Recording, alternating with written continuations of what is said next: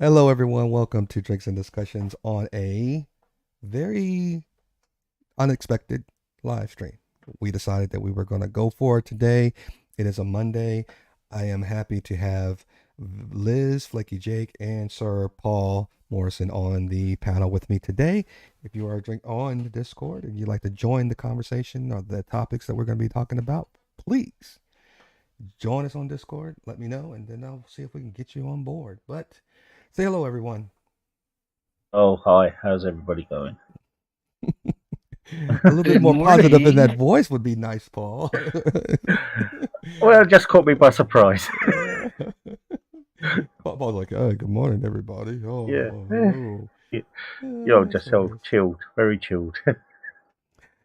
If you're in the chat, if you're watching this video and you want to have some comments, please don't forget to put whatever you want to talk about or any comments that you have regarding what we're talking about in the chat. We'll be more than happy to incorporate those in our stream as well. But I want to talk about just things are starting to kind of go weird for me with our own online presence. And I know I personally do not go to a lot of different channels that some of my friends, including Paul and Liz, like to frequent. And I'm not going to put words in their mouth, but I think from our conversations, there have been a lot of times they say they go over because the drama is so entertaining. And I can believe that to a certain degree. But I want to ask you both to kind of start this conversation. As adults, do you ever get to a point where you say, you know what, this is no longer drama. This is grown-ups acting like children, and it's kind of weird and actually depressing to watch. All the time. Definitely. All the time. Mm-hmm. It Yep. is getting to the point where you might as well put them in a school playground. Right. You And reach a saturation point, Brian, where you just can't watch anymore and you have to click off. right. At least I do.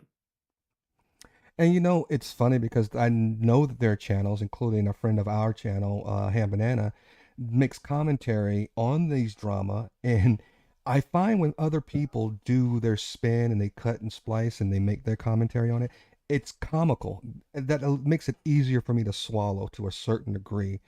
But even to the point now, I'm seeing some of the things that even that he's bringing out to the light and bringing his funny commentary on the original video, it's cringe. I'm like, how are adults continually acting this way? Yeah. Yeah. It's baffling. I just don't understand it. I'm trying to get my hand around it because, we talk about on Drinks and Discussions, we talk about how to identify toxic people, negative people, and how we should stay away from them and how we should surround ourselves if you're going to be claiming that you're drama free, claiming that you don't like the negativity. If don't talk about it, be about it.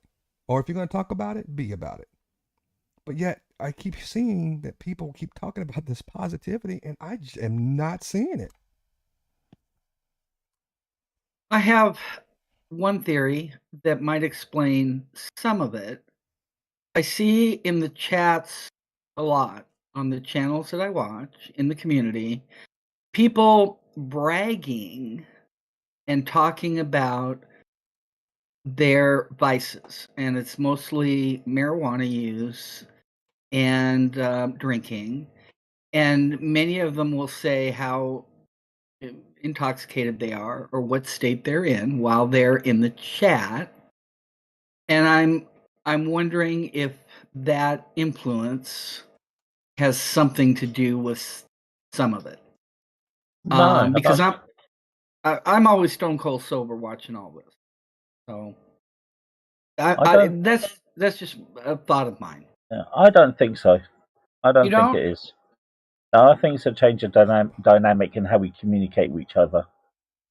Yeah, I don't think it has anything to do with it either. I think that sometimes you can have a vice to mellow you out, and think from what I've heard, um, when by smoking marijuana, it doesn't get you excitable or anything like that. It kind of mellows you out more than anything else, Yeah, it totally and does. and it will allow you to maybe sit back and watch some of the things that people normally wouldn't watch with a more of a mellow attitude. But it doesn't get you angry. It doesn't get you all up in ire over little small things. But I will tell you this: I believe, and I think we may have had this conversation, if you partake of alcohol and it frees you up with your inhibitions, I think Right. sometimes it actually still shows you who you really are. If you're an angry person, or not necessarily by nature, but if you're going through something and it's really bothering you and you're just pent up and you're angry, drinking will cause that anger to manifest and it makes you an angry person. But if you are a loving mood and you're sitting there and you're having something to drink, I think that also enhances whatever mood you're in. So you become more of a social person or maybe even a more loving person. From my experiences, that is. I don't think this has the drama and people acting like children. I don't believe has anything to do with necessarily with smoking marijuana. Okay. But But that's drinking just my opinion. possibly? That's just my opinion, though. Okay. Yeah. Because, I have a kid brother who's a drinker, and when he is not drinking, he is extremely amiable and pleasant and nice to be around. And when he drinks, he gets mean.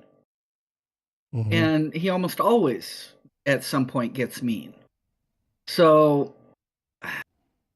I'm just saying I think sometimes it can change people's mood and how they speak to other people in the moment.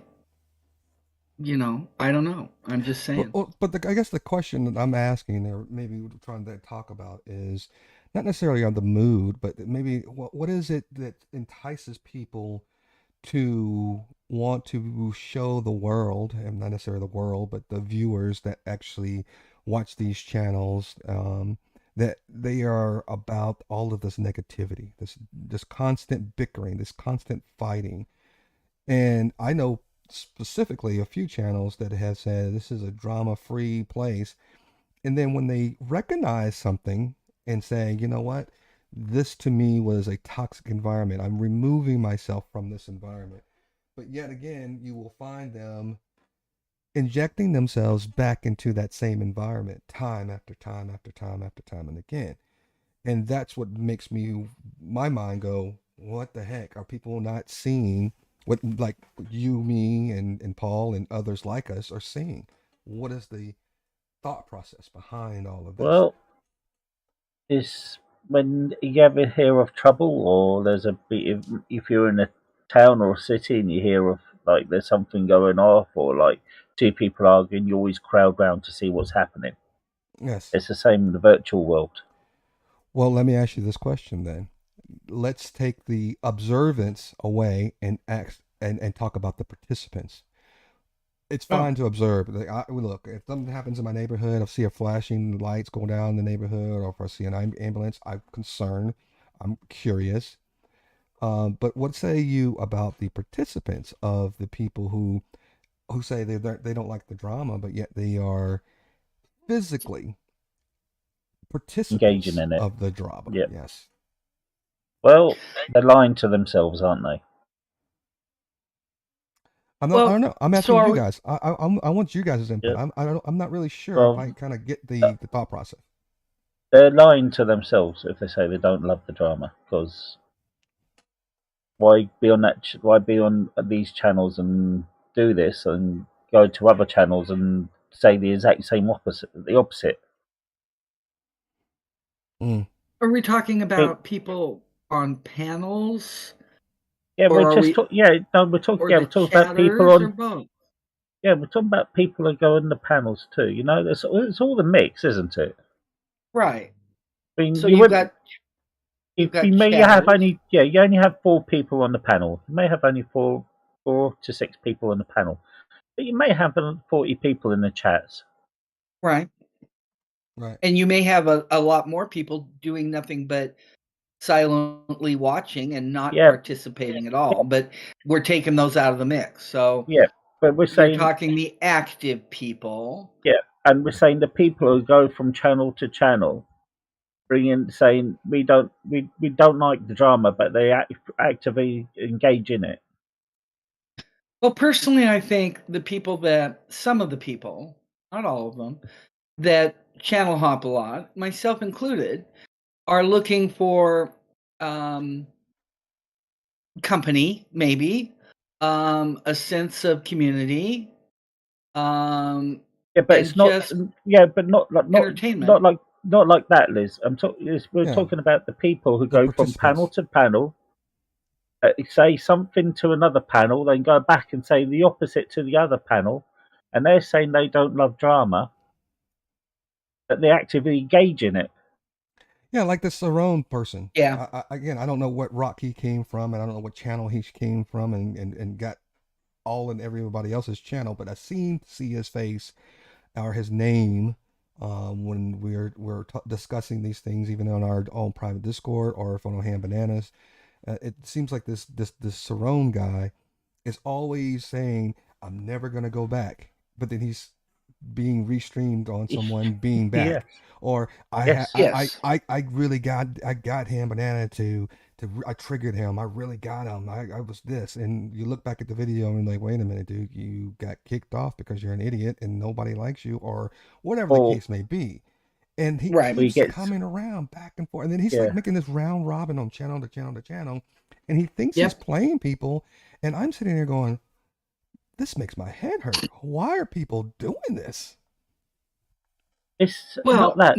It's that too, but it's also the going back and forth saying different things to different people, different channels, Mm-hmm. creating the drama. well, Yeah. in Because the they, case in oh, He go ahead, knows who Paul. I'm everybody sorry. is. He knows who everybody yeah, is. He knows that people are lying. Listen, if you lie to me, I don't care. I probably won't talk to you again if I find out you lied to me, especially if we're supposed to be friends. If you lie to me, look, I don't care if you lie, especially on YouTube. Make up whoever you want to be. Make up a different personality, a different persona, who you are. You're not supposed to give out information to make people believe that you are who you really are. So who cares if someone lied to you about their backstory? Who gives a rat's ass if you ask me? But if somebody calls you a liar, don't go back to them. And if someone lies to you, don't bring them back to you. That's the kind of where I was going is that if you limit yourself with the people around you, the chances of people lying or making fun or chastising you or coming at you with all this negativity is going to be limited, right? yeah, Well, I think some of the people, and Cerrone would be at the top of the list, are desperately seeking attention. Um, and so if they hop around because if he gets shut down on one channel, he goes immediately to another and changes his rhetoric to match whichever channel will let him speak. And he loves to hear himself talk. He will I dominate any panel he's on. Mm-hmm. You I know, think it's a bit more than that. how much I more? think he's a, honestly, after been watching him for a long time, he's never said anything bad about me, so I can't say anything really bad about him at all. But after You watching him, I think he's actually a professional troll. Who's Cerrone? do. Yeah, Well, it's hard for me to say because the professional trolls that I know, and I know some ones that you probably aren't aware of, that they troll by causing that discord. They want to cause the disruption. They want to that's create what the he's drama. doing. I don't necessarily think that he does that because they normally do it in the chat and they'll start up saying things the negative, like the Dixon Siders and the Just for Funs. Those to me are Uh-huh. trolls, Yeah. and Yeah. Uh, a lot of times they do it without talking about themselves personally. I mean, I don't think I know Yep. anything about them at all. Yep. Mike That's Cerrone gets on 100% there correct. and he likes to talk. I think he's a sycophant. I think he is a almost a borderline narcissist because it's always about him. He's trying to make and have people perceive him as some larger than life caricature of himself that nobody's ever going to believe. Big hands, That's this, taller 100% than true. this. It's all about me and I know about everybody and I'm this and I've done that and I've done. He never sits there and goes, hey, you know what? I heard what you said, but let me think about that for a minute or ask someone else questions. Hey, so instead of me talking about me, let me talk about, he likes to go after Ladybug. Hey, Ladybug, how are you feeling today? I know I've made fun of you saying you had an operation on your foot. How is it healing? How is it everything going? It's always something about him. And then it's something he feels attacked. He does what most Yes. narcissists, and I'm not claiming he's a narcissist, but if he's attacked, he does what most narcissists, if not all, do. He turns into attack mode and starts attacking other people. He can't just go Or in he and say, laugh it deflects. off. Yeah, he can't laugh it off and just move on and say, that's funny. You got me on that one. I think he enjoys playing the channels off together too. That he does. Playing, Really say that does. again, Paul? He enjoys playing the channels off together. Up You know, against so each he'll other, go, you mean, Paul? so he'll go Yeah. to Joe Had Bananas and say bad things about our channel. I'm going Mm-hmm. to say which channel. Then he'll go onto that. Then he went to that channel and complained that he went to Hand Banana's channel and said, "No, I didn't, but Hand Banana was saying this about you." Then he'll Right. go to another one and say, "Oh yeah, these guys are saying this." Yes, and Yeah. Shellbell does the exact same thing. It's Channel to correct. channel, hopping and telling on other channels Well, You know, and constantly. so he goes and creates this Discord that which it was sort of there, but he makes it worse. but here's the deal. I mean, again, we are talking about adults, right? We're talking about grown-ups. Yes, yes. And this is what I don't understand is that what makes what makes them think that by going around and injecting the drama makes them, I don't care if they think that they're doing it in a positive way or for a reason, how does that make them feel as if they are looked upon as a mature adult? If even if you do it, and there are other people who used to do that same thing. What was that big girl Wendy used to always say, "Come over to our channel," and she'd take everything what everybody was saying in chats from stream to stream, and she'd go back and run and say those things about Yeah. people. I know Saul does it. I know a lot of people look at other chats, especially if we're over in Ham Banana. I get brought up a lot of times still from comments that I'm making up there. Listen, I don't care about channels. I care about how people treat me. I care about Hmm. how you and I interact together. And if I don't like you, we don't have to speak. If you don't like me, you don't have to come to Drinks and Discussions. It seems simple, but I'm just probably a simple minded idiot. And so I'm just trying to get my head around why adults think that it's okay to act this way. And it can't be just Yeah. because people are lonely. I can't buy the loneliness part. I don't. I just think it's because after coming out of COVID, YouTube has opened up a whole new way of communicating with people, and what we're getting to see is how people actually act that we didn't see in the streets.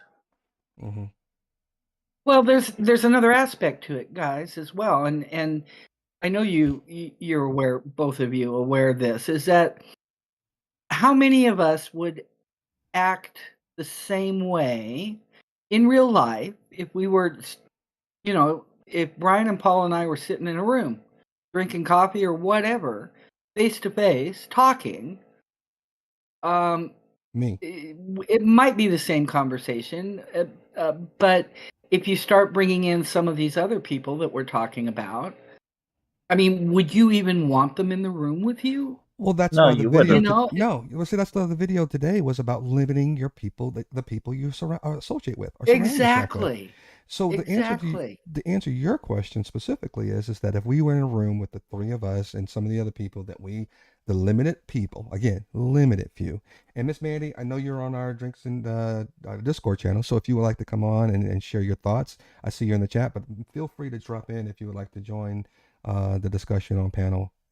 We'd love to have a different perspective, but glad to see you as well.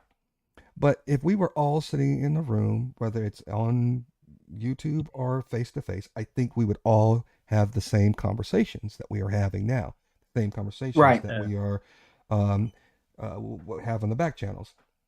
Hey, Laura Rada, thank you for stopping by. Glad you took a few minutes to come over and say hello. We appreciate that. Um, because I don't think that I'm phony, and I hope you guys think the same thing. And I don't think that of you as well, because when we have conversations, I feel that whatever energy you're giving me there is what you're giving me now. I don't think that you're pretending to be some people that you're not, and Oh that's God, what I I'm Not at not, think. all. I'm not that, I'm not that good of Not an at all. actor. Yeah, but see, and I think Yeah, that me too. And Liz knows, and I'm not sure if I've given you every place that I have gone to, Paul, in the back channels, but Liz knows some of the newer channels that I've gone to, not new to YouTube, but newer to me. Um, and they are they authentically themselves. There are people who have Yes. 100,000 viewers or subscribers, and he'll sit there and I'll name his name. His name is it's a Terrence kind of thing. Very pleasurable individual. He and I get along very well on YouTube. We chit chat and we talk about lyrics to songs. Liz, put out Terrence kind of thing out there on the in the chat if you don't mind. His a link to his channel if you don't mind. We'll give him a shout out. Yep. I Um, will. and it's one of those things where even when you're trying to be positive, though, people will still try to come back and try to bring that negative connotation to your channel and interrupt you who you are. But he limits the people that he likes to live stream with. He doesn't have these open panels where anybody can just come over and talk about stuff. And this is what I've noticed a lot. And I'm trying to mature myself as I continue in these YouTube streets, is that these open panels allow for that to happen.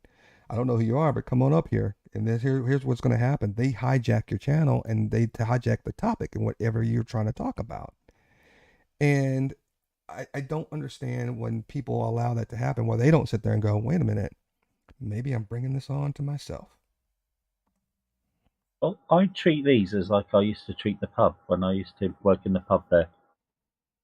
And in the pub, you don't know who's gonna. You have your regulars come in, but you don't know who else is gonna come in.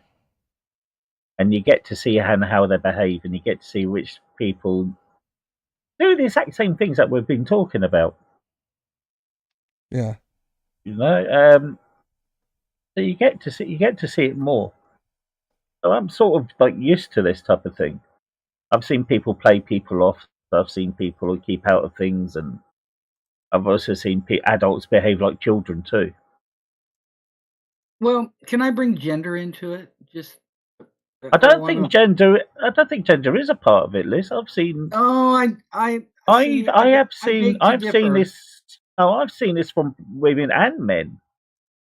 Yeah, I've seen it from the women as well Yeah, to some you know. degree, but the I do men not. the men Hmm. want to one up each other all the time, Paul. To me, So that's the playground mentality. Is that yeah, but they want to be dominant. They're always talking about alpha and beta males. I don't think that's a part I of it. don't I know. think it's Yeah, I'm not sure. But see, you know what? That's the same. That's the way why I like having discussions is because we could all be looking at the exact same thing and have three totally different Yeah, perspectives. And yeah. from a woman's perspective, you Liz is looking at it from like, oh, I'm seeing a lot of testosterone and all of this stuff, yep, and I'm sitting here going, wait a minute, I see a lot of estrogen in this stuff in these streets because I'm seeing Uh, women talk to a women as if they are just like oh yeah, enemies, and it's weird. And listen, and I get it. The testosterone is sitting there and applauding the cat fights. They love it. They're sitting there going, I yeah. can't have anything better to do in my life than watch two women go at it. It's disgusting to me, but not everybody has to agree with me. But I don't see that it is a gender related thing. I think it's no, happens on both Okay, sides. maybe not. I think it's more of a modern thing. A Because when I Well, modern, was a lot younger, when we used to go into a pub, that could I'm just be. using pub an example. If somebody said anything, it'd be taken outside, and there'll be a quiet word given. Nowadays, is everybody is it's different. Well, There's, again, people are hiding behind computer screens yeah, I mean, online. the COVID pandemic has got a lot to answer for this too, because it's changed the way we act towards each other. Well, I don't. You think so? Oh yeah, Still definitely. treat Look at, people the same I always did. as Brian could tell you, look how much YouTube has blown up over the pandemic. mm-hmm, mm-hmm. Well, that's true, but again, I'm still treating people Yeah, but I'm not um saying we're not same treating way. people. I'm just saying that they're using YouTube now as like a virtual pub or a virtual meeting place. and Yeah, it is. it's grown. And Paul has a good point because Yeah. virtual spaces have really grown. I mean, there's virtual Yeah. meeting rooms, you have virtual Zoom calls, you have virtual team meetings with Microsoft. Even in VR and virtual reality, they have virtual rooms where you can take an avatar of yourself in a virtual space and interact with people. I've seen it, I've been in it, and it And the happens court all the system time. is using it. Yeah. So for being virtual, no, well, and that the court system is a little different because you got to represent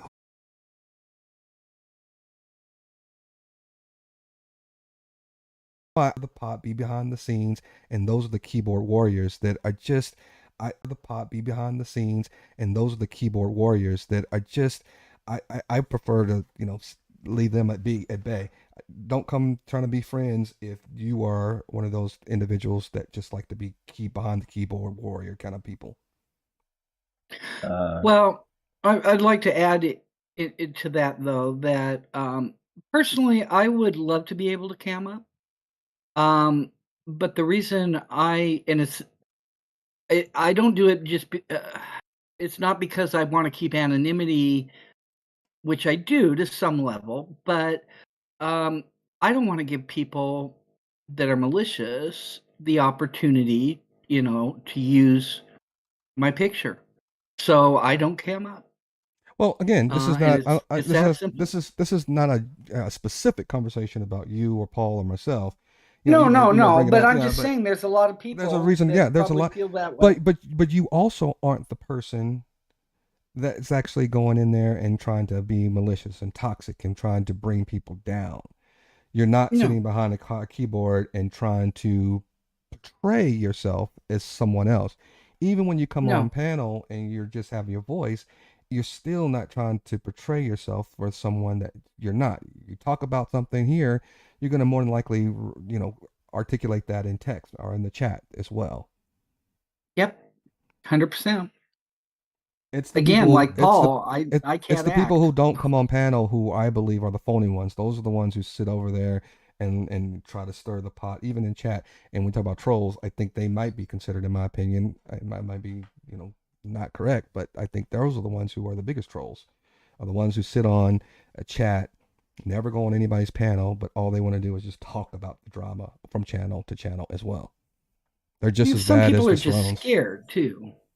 No, I'm not talking Being about on the a people panel. who are. I'm not talking about the people who are kind and people who are trying to have good general discourse. I'm talking about the people who are negative. Because The if you're scared toxic. to be on Okay. panel, if you're scared to be on panel, you're scared to talk negative about people. Well, yeah. I mean, a lot of us try never to talk negatively about anybody else. With the exception of, and I'll admit it, I've said a lot of negative things about Mike Cerrone, and does he deserve it? Yes. Does that make it right? No. But it's something I've still Well, indulged let me I in. ask you a question. think Go ahead. Go ahead, Paul. Go ahead, Paul. I think Mike brings it all onto himself. As like we discussed, And he he does. goes chat. It's not that he doesn't. He goes channel hopping and he brings Discord to other channels and other channels and other channels. Yes. And he says all things different. Then when you question him on it, he says, "Oh no, I didn't mean it like that. It's a character, or this is like a thing Hmm. for me." Just admit it, man, and say and stick with one panel that you like or whatever. Well, Laura Rader put something in the message in the text. I want to say talk about too, and I want to say what's going on to Nick. He's in the chat as well. But Laura Rader said you want to use social media to spread positive messages, which we do, but most see it as entertainment created for trolling, and I get that as well. I know people. I've seen uh, YouTube channels that people try on clothes, promoting their sexuality. I see people who are cooking. I see people on YouTube that they have people sitting there watching them eat. There's different flavors to this YouTube thing, and it doesn't. Hmm. My flavor doesn't have to be your flavor. Your flavor doesn't have to be mine. The trolls are in there for whatever reason. If they just want to go in there and create havoc, I just don't understand it. But I have come to appreciate some of the ones, especially some of the ones who are more comical than just being malicious. But I also will say this: we all are guilty of going on some channels, and if we talk about someone that we have dislike for, and and you go and you have that little game where we play. Mike lives in his mom's basement, Sarone. Mike does this and Sarone. Those to me are fun types of not necessarily trolling, but fun uh, razzing someone, giving someone a hard time. I don't think there's any malicious intent behind that. Malicious intent is, to me, is when you go after people's family, their personal information. You're trying to discredit them or to shame or what's the other word I'm looking for? You're trying to um, whatever the case may Disparage. be, whatever the case may be, when you're trying to defame them, that's when you kind of cross the line over being, this is kind of a fun kind of. I've heard the term roasting. Mm. It takes a turn from roasting someone to just being mean and immaturish, and I don't necessarily think that I um, am willing to go down to that depth of that kind of behavior. Hey Nick, what's going on, buddy? I see you jumped on. Is that Nick? Because he said in the Yeah, that's Nick. chat that he'd be Yeah. right back. Oh, he's here, but he just he's got us on mute. Okay, that's fine. And Laura, yeah, we Yeah. get your intent is to, if you're a troll and your intent is to make people not take themselves so literally or so heavy. Consider this a time where I believe too I was taking myself too seriously um, at the beginning, and it was because of some of the trolls and other people that came through that I found it very fascinating that I was able to, enjoy my YouTube existence because I was taking myself not as serious as I used to and laughing at myself. Yes, I agree. I did the same, and it's actually helped me grow in that regard to be able to laugh at myself more Mm-hmm. and not Hey, take HB, everything so seriously. hand bananas here too. Oh, hey, Ham Banana. Good morning. Good afternoon. Is it good morning? Dude, you just not waking up? Hold on, I'm trying to see what jet is that? What? Oh, I don't know what I jet that is. Jet. think I It's think that's going an by too fast. A4. I can't tell. Yeah, it's dropping. It looks like was it an F4 Phantom dropping Probably. napalm? Yeah, And that's Nick, right? So He yeah, he yeah. yeah. loves explosions. So going back to what we were talking about, I think I believe I said this before, and I'm gonna ask you guys again, starting with Nick since she's late, the last one to the table.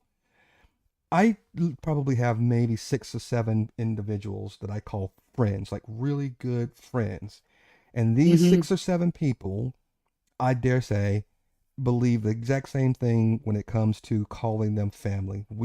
My son will call some of them uncle this or aunt this. They're like family to me. hmm So, starting with Nick, how many close friends do you think you have personally, Nick? Oh, close friends? Yep. I could probably count them on my 2 hands. Less than 10. Like, yeah, like people who know who I am, like who I can be honest with. And one of those persons, I guess, includes my wife. So, Right. People you can trust. yeah, People that will be the first people you want to reach out to when something good or bad happens to you. yeah, and Mhm. someone who I can be honest with when it comes to like my fears and this and that. I mean, Yes, all of vulnerable. us put on a face, but I'm Well, there's a reason I'm asking the question too, and so I want all if you get in the chat, I want you also put in a number of how many close personal friends that you think you have in your real life. And Liz, you're up next. Go. How many do you think you have in your personal life, close friends? The ones that you will show up an hour for to go see a movie. Yeah. So just like Nick, 5 to 7, less than 10, I'm sure.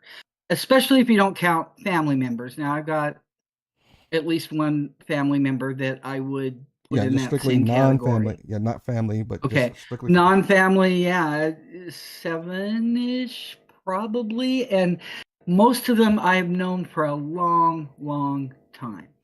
Right. And what about you, Sir Paul?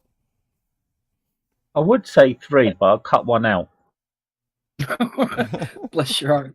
because he was really toxic, and I told him to basically. I never told him I actually didn't want to speak to him, so I told his brother not to get in contact with me ever again. So I've got 2. Yeah, my mate who I've known for years and years and years, and I've got my other friend, and she's lovely too. So Hmm. you know, yeah. So I talked to both of these people. But I've travelled around too. I used to travel around a hell of a lot, Hmm. going from one place to the other. So it's very hard to make permanent friends. Oh Right. yeah, yeah, And that hasn't been the case No, for me.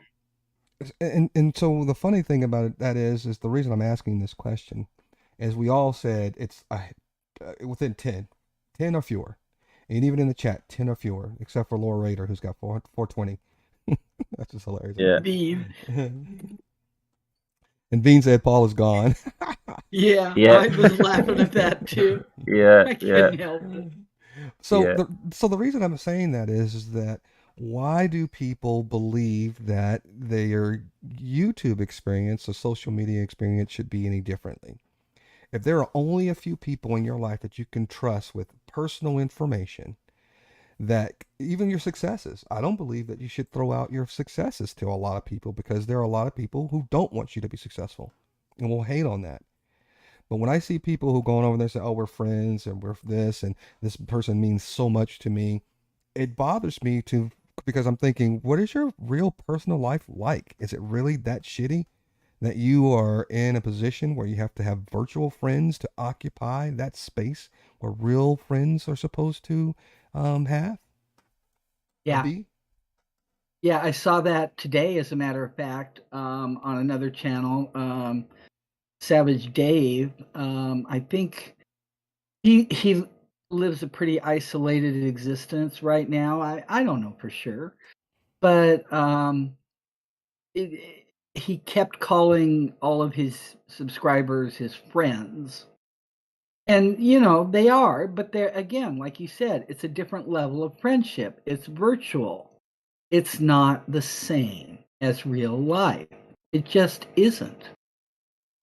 But Right. I'm gonna say something. But it is real life. We, as I said before, COVID has changed the way we communicate with people and how we interact. So to them, having Mm, so it's just laughing at I what mm, Bean think it's said. the same. I think our Yeah, but brain processes it the same, yes, whether they're physically, especially like people my age, and I'm of course older than Brian, but computer savvy people, we've sort of, to us, it's okay to have friends which are online and friends which are in person. It doesn't seem that Well, it's not strange to out me. of Like one of my it. good the friends lives far away. I talk to her all the time virtually, but Well, I we guess we mentioned that. We mentioned how technology has morphed into our personal lives to where the people that we used to call long distance, we don't have to do that. We can actually have yeah, meet with them virtually on Zoom or YouTube or something else. But the question that we're, or the issue or the environment in which we're, putting this into context is people you don't know, people who are not on video, people you met because you just joined a channel. And even like Dick Insider said, someone who says, "I'm calling this person my sister," and all this, "I love you," this, "you're my brother," and all this other stuff. And you don't even yeah, know who these people look like. You don't know who they are in real right. life. You don't, you're well, not Right. sharing, you're not I sharing just details about your successes and your failures and all this other stuff. I could say something different. I mean, I met this girl ages ago. No, I didn't exactly meet her. We'd been texting each other from the phone on this Facebook dating app, and it was like over 10 years, and we're still talking to each other right now. Mm-hmm. The internet has changed the way we talk, and with COVID, what's happening with the pandemic, the lockdown, and all that, has blew up this virtual world that we live in, and has made more people closer on the virtual world than then what would you say the real world? Well, I consider Nick a friend. I consider you a friend. I've considered Liz a friend. I've known Nick for going over a year now. I consider this. He might not agree with me, but I consider him a friend. Yeah, especially Oh, since he thinks he's older than you, which I don't cool. think he is. What was I'm that, gonna Nick? call Vina frenemy. I'm We gonna could. call Vina frenemy. Well, I can barely hear you, Nick. Oh, I was just gonna say I'm much more like myself on this channel than I am on most others. Oh yeah. Oh, well, that's I, good to I, And that hear, shows Nick. friendship. yeah, and I know that too. I could tell too when I see you in other places or hear about you in other places. I know the real Nick. I've talked to Nick several times, so yeah, I do know that. Yeah, It he's was Carl worried me Simeon a who couple of said times. he was afraid the internet was going to drive us apart. The distances are going to be further. I totally disagree. The internet, I think, has made us very close in some ways. In some ways, but it also again, and let me go bring it back to one of the topics that I wanted to talk about as well. So how is it possible for you guys on the panel when we're meeting these new people and you're into these different YouTube streets and channels?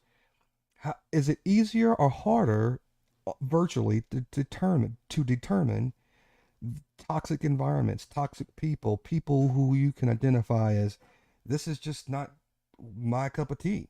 Is it easier or harder to identify that? Because I can meet somebody in person and I can listen to them talk, and I'm like, not the kind of guy I want to be Yes. around.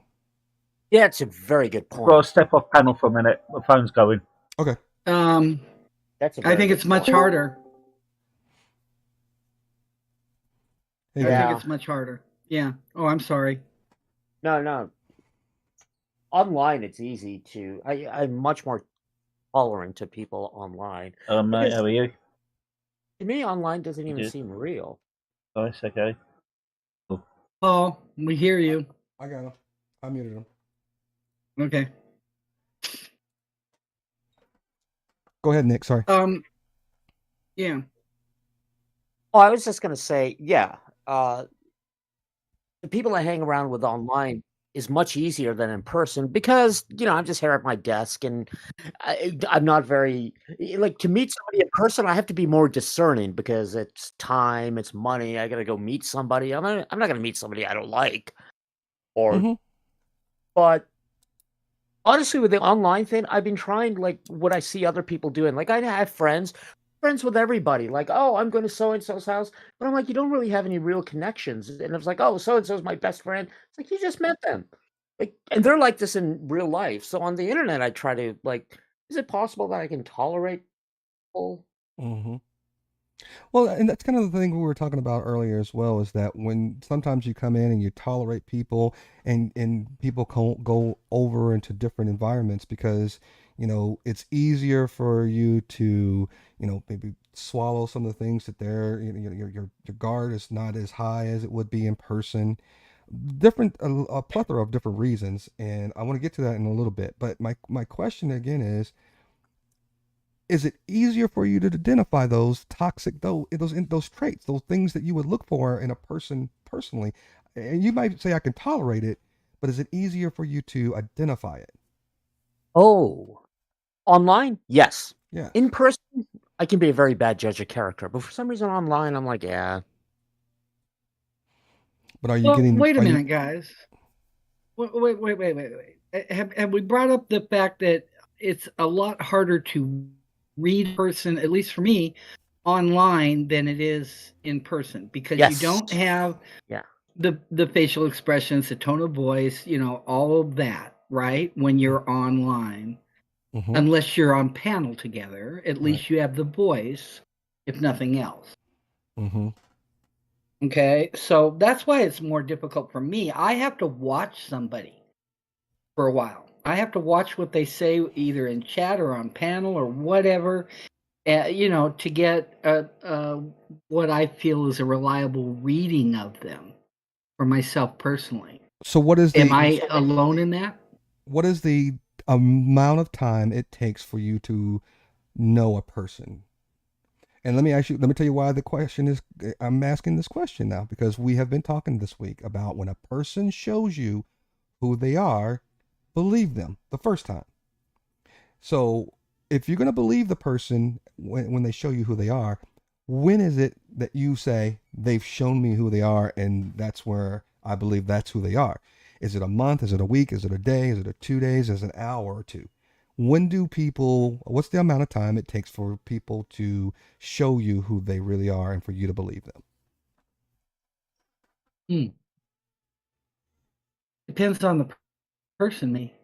If they're out there a lot, if they're on panel a lot, if they're in the chat a lot, if you watch them a lot, What's a lot? maybe pretty quickly. My question is, what's a lot? Daily.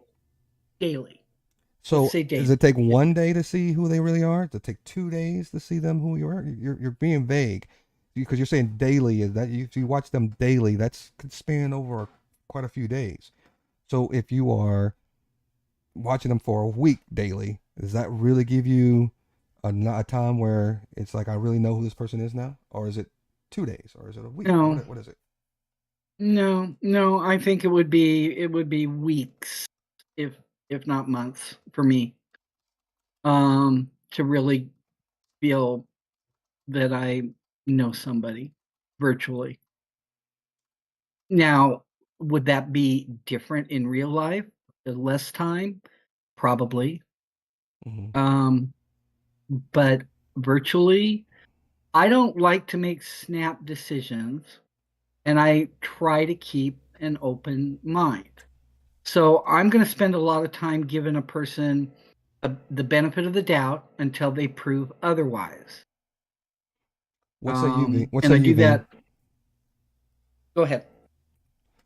Veen, did you want to put in something here? Yeah, it's a little bit difficult because you never know what position they're actually in real life.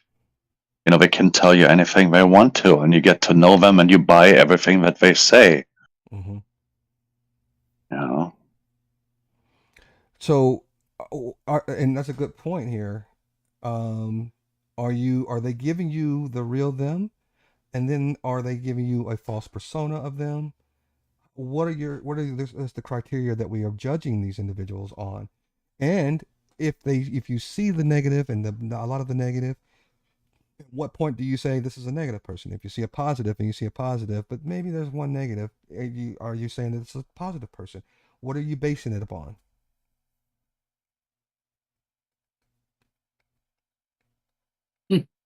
You know, kind of related to what you're so just today I was watching a live stream where this person was on panel and I didn't like them. Like they were talking. I had no idea who they were.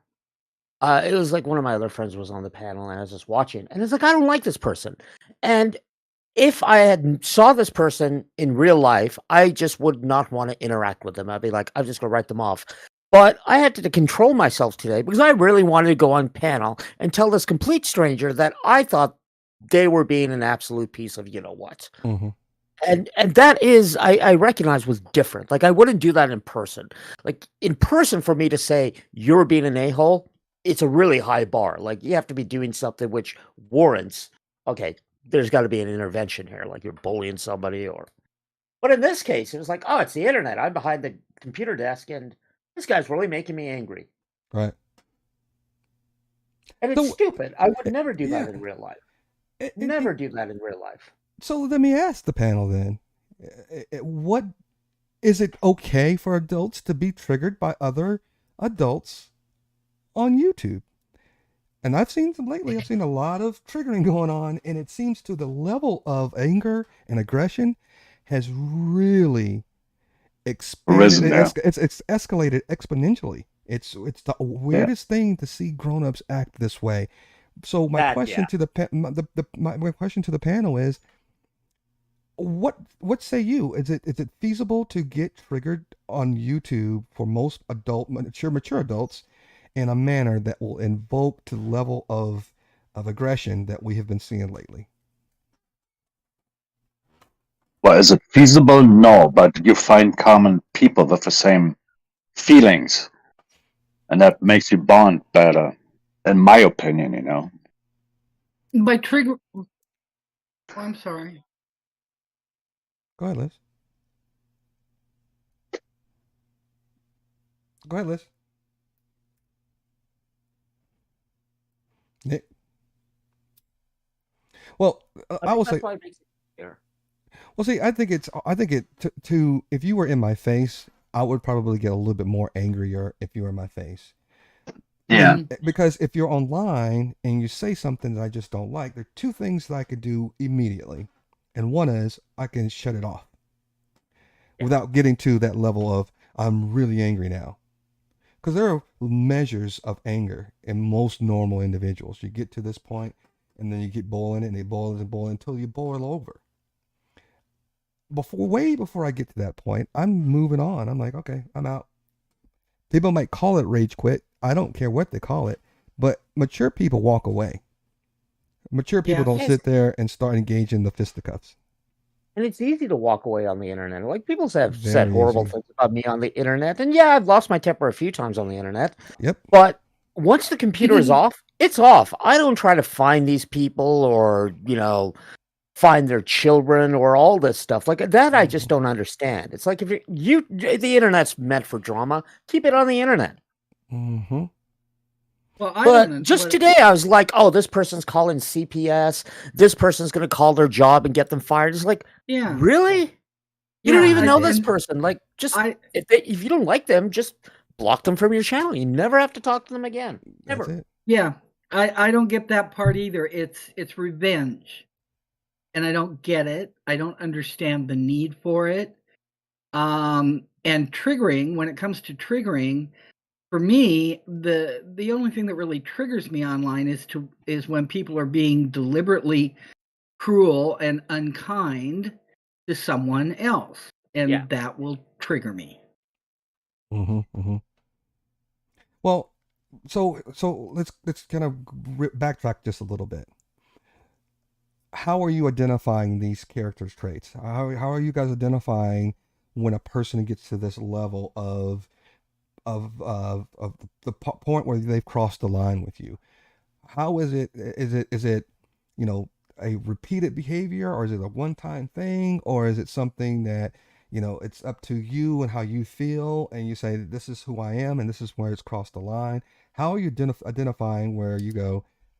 Now's the time to put, and it doesn't always have to be personally attacking you. It could be two Right. other people doing it, going at each other. It could be, just other people doxing some other people unrelated to you. It could be a lot of different things. Where is the drawing point that you sit there and go? Even Nick mentioned you weren't even on the panel, but you wanted to jump on there real quick and just tell them this person is like being an a-hole. How do you identifying and what are the identifying characteristics that you look for when you see these types of things happening? Ooh, can I give an example of that Sure. with a couple of online names that jump into my head? So there's two recurring characters on a lot of channels that go by the names of Julia and Ladybug, and they're Mm-hmm. both women, and they both go on panels. And I've been watching both of them for a long time and interacting to some degree with one of them, with Ladybug. Um, Over time, what has happened is um, I've seen them both go after each other and be pretty cruel to each other.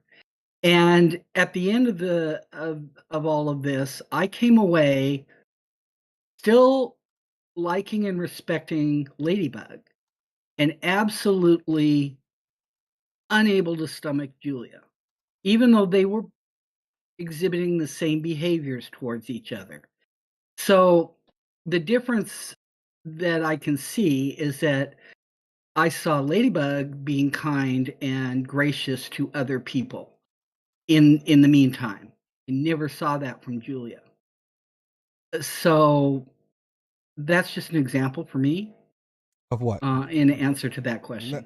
An example of you noticing something in someone or a specific channel that you said I crossed the Uh-huh. line. Crossed the line. Is that because you see more of the? Um,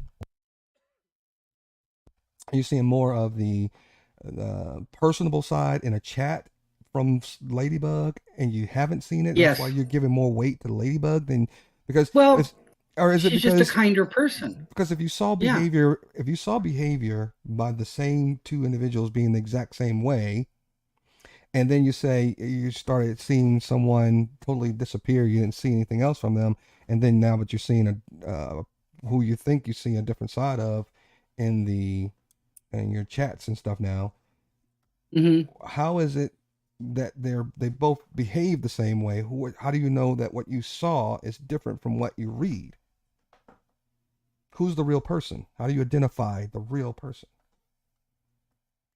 For me, that's kind of a gut thing. I don't know how it is for other people, but when it comes to those two particular women, um, I think I think they both portray themselves mostly honestly online. That their personalities are as I see them to be. Um, that's kind of hard to answer that one, Brian. Um, yeah, I don't know. All I can tell you is that I think that I'm going to gravitate towards the people that my gut feeling is the ones that are being the most genuine Well, and let honest. me tell you why I'm asking you specifically for this question, because we have both seen Angel come and say some of the most racist, vile, anger-filled comments to Yeah, me personally, to yeah, Drinks and Discussion, yep. and he's done it on video. And then he's come over and text and chat and comments, leave some of these things, or that's not me, I'm a better person, and all this other stuff. But yet, that's words. The words outweigh the action, because eventually he took those words away and wants to stand alone, apparently, on just the verbal attacks. So how are you putting more weight on what you read from someone than what they show you? Because again, if they show you who they are, then shouldn't you believe them? Yes. And in the case of Angel, I myself personally, the jury is still out for me to some degree, because I have noticed that since he was kicked off of one channel and then went back to it, that there's been I've seen a slight shift. I guess I could call it maybe a slight softening, but I'm still waiting for more proof. Well, who's that on? That's not on him. That's on you, because if you are around, and if and it goes for everybody, if you're, and it's not just about Angel, it's just like if you go around someone who is, hmm again, full of toxic, and you keep saying, and I hear this a lot too, is I can change this person, or I'm there to be the voice of reason, or all this kind of stuff. If hmm that hmm change never comes and you stay around, or you keep listening, or you keep trying to encourage that person, it is no longer their fault for continuing to being the way they are. It's your fault for continuing to Oh yeah. absorb the toxic traits, because we when we first started here, we were talking about it's easier for you to absorb the toxic traits even when you start off being positive. And you have made the Yes. example about how you were at the Starbucks line that one time. And if you continue to stay in toxic environments, that toxicity tends to rub into your soul more than the positive rubs into theirs. Yep. I think that's 100% true. And I thank God it was actually a subway line. And I thank God for that day and that moment of reckoning, that I was able to recognize that in myself and step back, because it scared me. It scared me to see that trait coming out in myself. It And Paul, I flat had you. out terrified me. And Paul, I had you on mute. I don't know if you're back, but I just unmuted you because I didn't know if you wanted to jump in again. I don't know if you're Oh off your yeah, phone call. yeah, I'm here. Okay, okay, good. Yeah. So what say you? I know you've probably been listening. So what say you about absorbing the toxic characteristics as opposed to trying to input your positive influence into those types of environments? Well, it's more easier to absorb toxic Mhm. It just really is. You try not to, but there is some things that you don't like, and some things you've got to say. I think, and it's the yin and the yang. Yes. You know, Mm-hmm. it's definitely that. There's definitely the good and there's the bad, and you try to stop not do the bad so much, but it does come out. And you know, it's really hard because when you and have you guys gotten this feeling too when you are trying to be so positive that people think that you are um holier than thou, maybe a little bit of they think a little bit of more arrogance in you because you're always trying to be this uplifting person. Hmm. Um, and it's another word that I'm looking for. It's not even the arrogance word. It's I don't know why I'm having a brain fart on that word, but have you guys gotten that even in your personal lives? So if you get people, I get that all the time. It's like, oh, Brian thinks he's so much better than everybody. Listen, my life is good. I can't complain about a lot of things that go on in my life. I really just don't have a lot of complaints. And that goes from my family life to my friendship, and even in my, I'm getting more and more enjoyable with everybody in the chat and with you guys on the panel. It just makes life a little bit more enjoyable when you're surrounding yourself with positive minded people. And don't you I guys don't get that feel much. you don't get much what? I don't get people if they think I'm being holier than thou, or if they think that I think I'm better than people, they're at least not expressing that to me. I personally think it's because I'm the type of person that they can look at and easily feel superior Mm, over. mm, So I don't think they might necessarily do that with me, no matter how how I was trying to behave, positively. Um, and I say that partially in jest and partially in truth. mm-hmm. What about you, Paul? Veen, are you still around here? I know Veen's still muted, but go I ahead, have Paul. Yeah, never I'm in my still life here. been described as holier than thou. Me neither. I can honestly say that. Yeah, I've never been in that situation, so I couldn't even answer that. Oh, wait a minute. My family does. Okay, my family does. Mhm. Especially my son. Yeah, But my friends don't. But yeah, my sister says I was born correcting people's grammar and spelling, and things like that. So yeah, Mhm. I have to put a caveat in Well, thank you for not letting me stand on this ship alone, there, Liz. I really appreciate that. there. It's true. I have to admit I have gotten it, but not so much from my friends, and that makes me wonder, Brian. Am I not being genuine enough with my friends? Um, because my family can see that side of me. I think we So pick friends are more like your character. So because they're more like your character, they don't see it. yeah, Well, I don't know. Maybe well, I've just got really good forgiving friends. your character to me is like your personality, how you carry yourself, what kind of in situations, Yeah, yeah. and It's all so rolled into one. and if you haven't been and if you don't allow yourself to be in certain situations with your friends, then they may not have seen that aspect of you. If you've never been in a very sad, emotional moment, they've probably never seen you cry. If you've never been in a real humorous moment where it made you laugh until you cried, they don't know that part about you. They may have never seen you angry.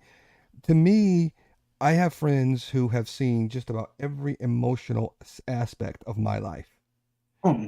And that to me is only the people that I would want to share those types of moments with. You don't want to share those with Right. people, especially online. You don't want to give out this information. You don't want to share those types of moments that really impact you because, as we all know, if you share that information with people online, it will come back to haunt you, especially when it comes Yeah. in. And listen, you may say, hey, it's kumbaya right now between all of us. Next thing you know, Vic and Paul are going to be fighting behind the scenes, and Veen's going to go over there and send those naked pictures over to someone else. Yeah, it's always Wow. Bean's fault. I blame Bean Wow. for everything. uh, Whatever I happens, it's Bean. I'm just speechless here. This is just disingenuous, man. Yeah, Dick it's just, Insider is Mm. said he's seen me do it. I love it. Thanks, Dick. Next time, point it out to me, will you? Because if I'm being really clueless about it, I'd like to know. Well, I've gotten Well, called condescending is the word I was looking for earlier too as well. yeah. And even when you, because everybody's, and this is what I want to tell everybody also. Everybody has these what they call communities in on YouTube. Your community Yeah. and what you are in does not reflect the community in which you actually live in. There are different peoples in different walks of life. And just because you have something in common with that person on YouTube doesn't mean that that's in common with them in a personal setting. I wouldn't get along with half the people, if not majority of the people that I used to be involved with on YouTube. Probably zero. That's why you don't see me over there. I don't care. Let them be them. Because I know, like Liz had mentioned before, if we were at all out in public somewhere and we were in a intimate setting in person, I wouldn't want to sit at the table with those guys and have a long conversation with these guys. I just wouldn't. It wouldn't interest me. I don't have the same things in common. And that's fine. And that leads me to my next topic that I want to talk about. Is it, to me, I think it is, but do you guys believe it's okay to let people go? And when do you think it should happen? That's a good question. That's a really good question. I suffer from savior complex, Mm. and that brings me always into emotional trouble, man. Mm-hmm. Go ahead. Go expound on that. When you say savior complex, what do you think that is? How does it? What does it do? What is it to you? What does that mean to you? Well, that means, when I care for somebody, it takes a lot for me to even let somebody in. So I care for somebody and I want to save them from pain that I see, and it's usually not due to their own making, but their surroundings, the people that surround them, Mm-hmm. So like you were mentioning earlier, Angel, I am pretty sure he would be a different person if he would be surrounded by different people. Okay, I got that. So, But I don't know enough of him, It's I try to be around people that I actually like. The drama and so on, I watch that because I'm addicted to drama, but it's nothing that I love. mm-hmm. I hate drama. So I don't know why I watch it. And I'm going to say I this. watch it because I like it. I'm going to ask Liz, but before I ask Liz, I'm going to say something because I know Veen had called himself a savior complex. Liz has a praying complex. She likes to pray that people are going to change. I know this. Yep. She'll say this all the time. But I'm going to ask you the question. When is it okay to let people go? And when, after all your praying, Liz, do you believe that it is the time to let that person go? Well, you can let a person go and still pray for them, right? No, that's not the question. My question is it okay to let that person go? And then when, even if you've prayed for them to change their ways or whatever, is it time to let them go? I didn't say you couldn't pray after letting them go. I'm asking you, when's the time? When is the time? When you say letting them go, do you mean stop interacting with them or stop thinking about them? Or No, could you be a little more Liz, you're making this specific? more complicated. We're talking about in Of course. a social media or even in your personal life. If you've got people around you and you know that you've invested this emotional energy in them, and you claim that they were going to be your friend, but things just don't seem to be right because it's always bringing you down and they feel toxic. You've prayed for them. When is it a time? And do you believe that there's a time? And then when do you think it's a time to cut that person go? Or let that person go? I would most definitely cut loose if I sensed that they were negatively affecting me or my behavior. If it's just a matter of them bothering me or bringing me down emotionally, I would probably try to tolerate that as much as I could in an effort to try and help them, like Bean, because prayer is a form of help. but there are other ways of helping. Sometimes just listening to people helps them.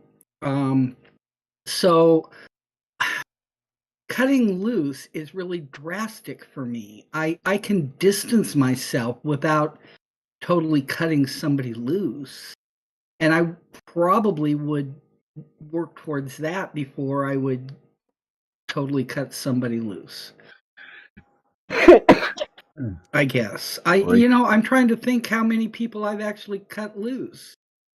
And it's been decades since I can think of having done that. Really? You didn't ban anybody? I had some close friends in high school that, and I ended up having to kind of turn my back on. I've had some relationships with men that I had to totally walk away from and never contact again. So you're agreeing. You agree that letting go, there comes a time when you have to let people go. Yes. There Yes, are there moments. are. That's what we're talking about. We're talking about those moments for the Right. people that you say, "Hey, enough's enough for me. I'm tapping out. Time for me to go." And here's the question. Well, I'm gonna get to Paul first, but I'm gonna ask you a follow-up question. But hold on, let's get to Paul. Paul, same question to you. Do you think it's a time when you need to let someone go, and you think it's okay to let people go? Oh yeah, cut them off straight away. Mhm. Cut the head off the snake. God That bless easy, you. yeah? Yeah, it's God easy bless done. you. Man, I wish You I know- would have it that easy. I suffer. I had to cut somebody Me off, as too. you guys know, and it No. really bothered me so much, Like I man. say, I had a mate I've known since the age of 5. He'd done some really bad Oh, things, yeah, cut him and off I heard anyway. he's done some bad things, and I said, no, don't want to know him anymore. Guys, I spent 10 years with one man in a relationship that committed to some degree, but never married. 10 years of him going back and forth. Oh, I don't want to see you anymore. Oh, then he's back on my doorstep. I lost track of the revolving door episodes, and it took me 10 years to say, that's it, I'm done. It took me 10 years. Yeah, but what about the social media? That's the one we're talking about. Not the love life, where you actually know the person. And to be honest, I'll be doing it over YouTube is so much easier too. Mm-hmm. Yeah, that's true. You know, cut them out your life and cut them out your virtual life. It's easy done. Well, and it's And funny. it's better for you. Have you guys realized Easier. You see the people who will always say that we don't like the drama or we don't like this channel, but you'll see those people coming over and they will bring the drama and they will continue to say, "Oh, we don't know what's going over there," but they're still watching, and that's what I don't understand either. If you claim you don't like something, don't go over there, and if you do go over there, stop complaining about what you see. That's what I don't get. People who sit there and go, "Oh, I just will never understand why people act that way." I personally do not go to channels I do not like. Now, I will watch, everybody knows I go to Ham Banana, and Ham Banana will replay videos of different channels, places that I don't go. But I watch it because, again, I like his commentary. I think he's funny. He brings a comic relief to all the nonsense that would give me a headache from being a part of it. That would give me a headache. I don't like to be on a place that when I leave that place, I'm going to get a headache. I'm going to feel like I need to take a bath from all of the toxic things that I have just absorbed. But here's the question now that I have to ask you guys. What is the difference between drama and hate and abuse? Because that's what was put into, I forgot who said it in the comments. I wrote it down because I wanted to ask that is the difference. Because drama could be something climactic. I mean, we could be saying, we got an announcement, or we can be doing an interview with someone. That can cause drama. Drama could be great. But if there is a line that's crossed between drama and abuse and hate. Dean, start with you. Oh man, why me? That's exactly the problem that I'm having. You know that. That's not fair.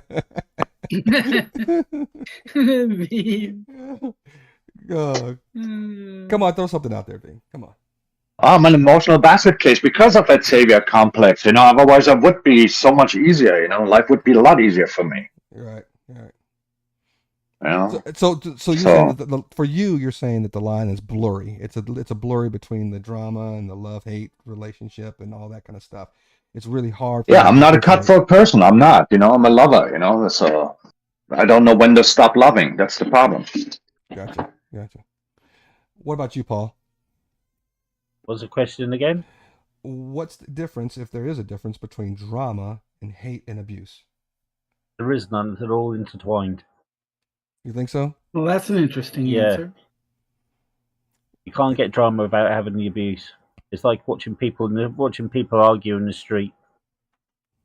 You're there for the drama, but you see the abuse too. Mm.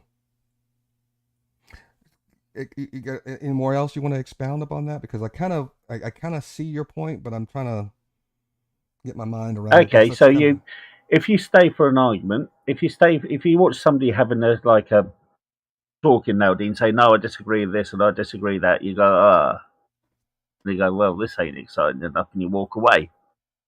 If you see them abusing each other and almost throw, you think, "Oh, what's happening there?" Give a little nod of your head, tip your head round, and go, "Oh, look, that's happening."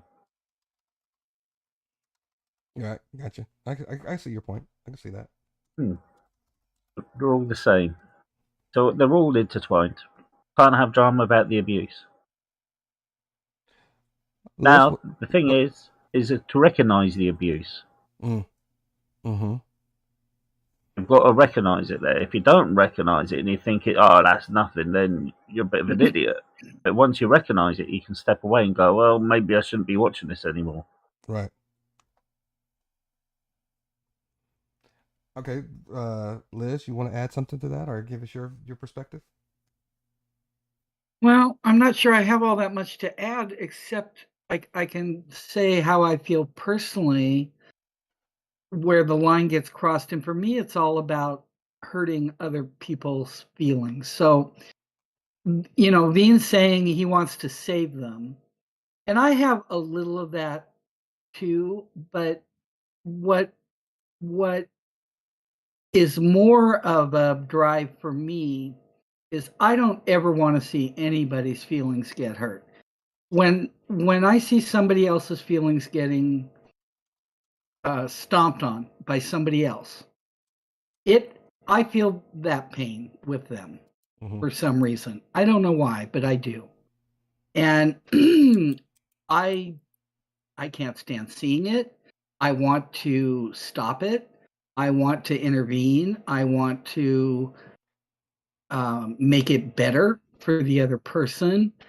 For me, that's where the line gets crossed. You hurt someone's feelings. It's one thing to kid with somebody if you know they're able to laugh with you about it, and vice versa. But if you go so far as to hurt their feelings, then for me, you've crossed the line. Well, I'm just going to make this point too before I get to what you were saying. You're talking about there, Liz, because I have something very poignant to say about what you just said. But Jay and I are on the same page when it talks about Jay Anonymous, by the way. You can have drama without the abuse and hate, because there are Right. times, because I know that Ham Banana creates drama when he brings his videos together. He's bringing these. Mhm. He takes those high points, those moments, and the hate and the abuse are on the videos, but Ham Banana is not causing the drama or the hate or abuse. He's just creating the drama behind it, with it, because you go over there and you're like, oh, I can't. It's like eating popcorn. What happened next on this new episode of the Ham Banana Show, right? It's what we all do. We go over there looking for the drama that he's creating, but the channels that he's, talking about is creating the hate and the abuse. Hey, what's up, AC? Good to see you, Chief. And then, but also I wanted to say this also to your point, Liz, is that grown-ups shouldn't get into a point where you are allowing to have your feelings hurt by someone online. If you are engaged into a conversation and it's going south, I think mature people should back off and say, you know what, not my cup of tea. Again, hit that reset button, hit that backspace button, get off that issue, get off of that channel, whatever it is. If you are allowing to get to a point where you are emotionally involved to where you can get emotionally hurt, you might be in the wrong place. Right. and Ham Banana's channel would be a good example of that. I personally feel that not only is he amusing and funny, but that he can take some of the dark drama and diffuse it with humor to some extent. I'm not saying excuse it. I said diffuse it, which are two different things. And I think some people, well, I know some people take from other channels, take a lot, if not all, of what Angel says far too seriously. Angel has a very unique sense of humor. It does tend, in my opinion, to be a little on the dark side, but I can still laugh at it. Mm-hmm. You know what I'm saying? Yeah. I get that. Yeah. But again, if you are on panel and wherever you want to go, and you get too much emotionally involved on the panel, I'm not saying someone restreaming you, but if you're on panel and someone is getting you to the point that your feelings are hurt, you're saying that there's a line between drama, hate, and abuse, and that line has been crossed. There's a time to sit there and you have to say, you know what, that line's been crossed. What do you do? It's up to you as individuals, not the channel creator, not the people who are abusing you, because they're in it for it. They are saying, hey, we're game for this. I'm down for this. If you choose to stay, you can't be mad at anybody else but yourself, right? If your feelings are hurt, you can't be mad at the people who hurt your feelings. It's you who you should be mad at, because you sat there and let some stranger. A lot of these people, again, we don't know. And then you go from channel to channel where that person is, and you allow yourself to be drug in the mud, whatever else they say to hurt your feelings.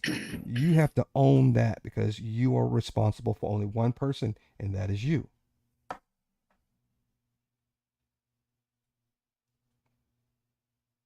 Don't get quiet on me now, Liz. I was just responding to Laura Rader in chat about a comedian named Jimmy Carr, who's British, who I'm sure Paul will know. I don't know where Veen went. Actually, he's Irish. Is he Irish? Really? He's got an Irish. He's Irish. He's got an Irish passport. He sounds entirely British to me. His but family. what His do family's. I know? His family was from Ireland, and he's got dual nationality. Well, he's a roaster, well, right? Oh yes. Yeah. There are a lot of people similar to him that are roasters too, but they do it in a way that the intent behind that delivery. It's not the I'm doing this because I'm malicious. It's the intent of a roast is to kind of give and humor certain types of delivery of certain remarks. About exactly. It's a joke, which begs the question: why did Will Smith have to walk on stage and slap the heck out of Liz? That's not what we're talking about. That's not the topic we're going. It's an example. No, that's not. Well, if you're talking about how somebody gets triggered, if that's what you're saying, okay. I thought you were talking about why you go up there just because. Okay, you're right. That was my intent. Okay, I see what you're doing. Sorry about that. In my opinion, I do believe that he was exactly like the people we're talking about. When you allow other people's words get to you in a position to where you want to resort to violence, that Will Smith owns that. That's for everybody out there, and even the celebrity world. Chris Rock didn't look bad. Nobody's saying, oh, Chris Rock should never have said that joke. No, they're saying, Will Smith, you allowed yourself to get triggered to the point of violence, man. You have to own that. You got to figure out how the repercussions are going to be for you and your career, because of you did what they are calling a bitch move. You did that. A smaller individual. That's like me going over to Rudy and saying, Rudy, psh. Nobody would look at Rudy and say, Rudy, you shouldn't have said that about Drinks&Discussions. They look at me and go, why'd you do that to Rudy? Sorry, Rudy, I had to use you as an example. I think it makes it more strange if you get really angry with somebody on YouTube. What the strange it is that instead of arguing with them, you can actually turn the channel. You can actually watch somebody else's channel, or come off, or just switch the thing off instead of arguing with them. Exactly my point. Exactly my point. If you are, When people, and then when I see people who will go, not even on their own channel, they will go over to someone else's channel to rage at them, to say these vile and very immature and borderline, if you ask me, borderline illegal things. You can't tell people you're well, going to kill somebody online. I'm just sorry, you can't do that. You that's what can't. we were talking about earlier on. People are now seeing like YouTube as the virtual pub or meeting place now. And if you've been in any pub, bar, tavern, whatever you want to call it, you're going to have people who's going to be exactly the same as like that, and they're going to have people who's going to be actual fighting, and this is how society works. But now we're doing it in a virtual world, which seems strange and alien to us because it's new. Yeah, I Well, get you. at the risk of sounding holier than thou, I don't get the tit for tat mentality. You came after me, so I have to now go after you. No, you don't. But You don't have to. it's the new way of fighting. We don't see the point. I've never seen a point of fighting. I've never seen a point of smacking a guy in a pub just because he said a bad word to me. Mm-hmm. Right. But it's the new way of doing it. We're living in a virtual world. You can't go around punching people, so we're going to attack them with words.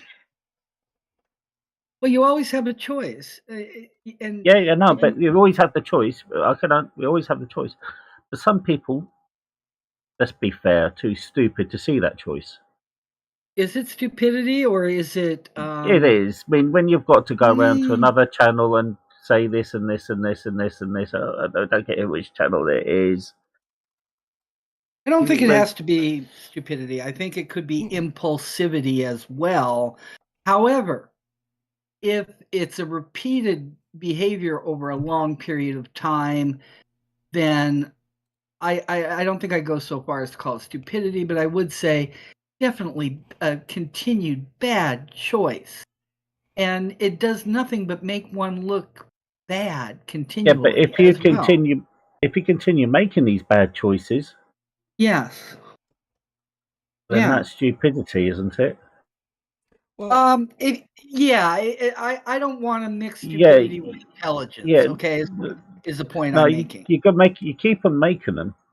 You keep on doing this. That's stupidity. I mean, you should know as we grow, as we get older, we think when you're younger, right? You end up fighting with your brothers and sisters, and you end up punching Yes. your prior friend and all that, or you're scrapping with your friend and think. When you're older, we think, oh, that was a bit stupid. Now, mm-hmm. And immature. Another Right. way I would describe it is just total immaturity. Well, You here's the know, but here's I think it's a little bit more than just a quick answer. I don't think it's more of like just a certain immaturity or lack of impulse control. I think sometimes, and we've talked about this in the back channels on Discord conversations, that we have what we call a knee jerk reaction. If you are in my face and you say something negative to my wife, I'm probably going to punch you in the mouth. That's a knee jerk reaction. Is that probably the best okay. reaction? Because I go tell you right now, I've gotten to the point where I was ready to actually do harm to a certain person while I was dating my wife. My wife yelled at me like there was no tomorrow. My wife doesn't want to see me fight, even if it's in her honor. Women just Right. don't like to see men fighting other men. So We if don't you we are don't like in to that see the men we position, care about getting hurt. well, so if you sit there and you sit there and you're saying that, it may be an immature thing. Sometimes you go with your knee jerk reaction, and 99.999% your knee jerk reaction is the wrong reaction. It takes you about 2 to 3 seconds to decide whether you're going to react this way badly or you're going to act in this way positively. And if it's those people who take that time and actually think it through, that walk away from those altercations rather than engaging in them. It's a conscious behavior that you learn over time. And then when those situations occur and you're constantly looking at it from a negative perspective and you have to do what the shit show and AC are saying, I have to do it a tit for tat. I get it. If that's what you want to do, that's fine. Because he owns it. It takes a long period of time for you to sit there and go, you know what? I'm not going to flick that driver off in front of me who just cut me off. I'm not going to behave this way when this person says something rude to me. It's a conscientious thing that you learn over the course of time. And a lot of people learn it earlier on in life. And some people don't learn it at all. But I think you can learn it, even if you're later on in years. I think you can. But it's not. I don't think it's immaturity. I think it's just a non-learned condition that you never picked up. It's called, and even people don't pick up empathy early on. They don't pick up this conscientious way of handling conflict. They just don't know how to handle those things in a positive way. Well, I also think that people can be born with some traits to some degree. I saw that with my stepson and my own son, where my stepson had an impulsive nature, and my natural born son was the opposite. No impulsive nature at all. Well, at least mostly none. He does. Right. He does indulge in road rage from time to time. Sorry, Liz, I'm going to cut you off a little bit. I'm going to have to go. I'm not feeling too great. Oh, I'm sorry. Just going to rest up. That's all right. No need to apologize. I'm just getting a little bit wheezy. I don't know why. So. Oh yeah, Paul, take it easy, buddy. Okay, well, thank you very much. All right, thank you very much. Thank you, everybody in the chat. Mm-hmm. I'll see you later then. Hey, AC, you want to get on with us? You want to join us up here, AC? Come on panel, dude. Let's talk. Yeah. You don't want just me and Brian up here. Rudy, you're on Discord. You want to jump on the panel? Come on, Rudy. I think Rudy's in he's in the Discord, right? I mean, I've seen him over there. He is, as far as I know, yeah. Log on Discord, Rudy. Make sure he's over here. Yeah, you got to come in through Discord, guys. We're not using, what's that other one called, Brian? StreamYard. I'm not sure. Hold on a second. StreamYard. I don't know it very well. Or we could really reach out and get Dick and Cider to come on the panel. Well, that would be a major coup. If no one else joins us as well, we can kind of just wrap things up as we go along. But I want to continue talking about it. What else was I about to say? There it is. Speak up, dude. Sorry, I was looking on my Discord channel as well over here. Yeah, AC, if you're on, just jump on Discord and I'll bring you on. I'll bring you over. But anyway, we were saying about how, drawing that line about, having, drama as opposed to, the hate and you were talking about the comedians and how you can kind of sometimes, even some people can cross the line. And I know there are times when Ham Banana crosses the line to a certain degree. And I know even myself, I've crossed the line when I'm trying to, and I thought I was coming over and trying to be more like the cooler head prevails type of individual. Well, we're not perfect individuals. Everybody is going to make mistakes, and we're not saying Drinks and Discussions, myself, Liz, or anybody on the panel handles every situation the exact same way. But there's no repetitiveness. There's no Groundhog's Day that there's no other things that hold on a second, let me get AC over here. I thought AC you were over here, dude. I don't think he's on he the Discord, D&D Discord server. Well, he is now.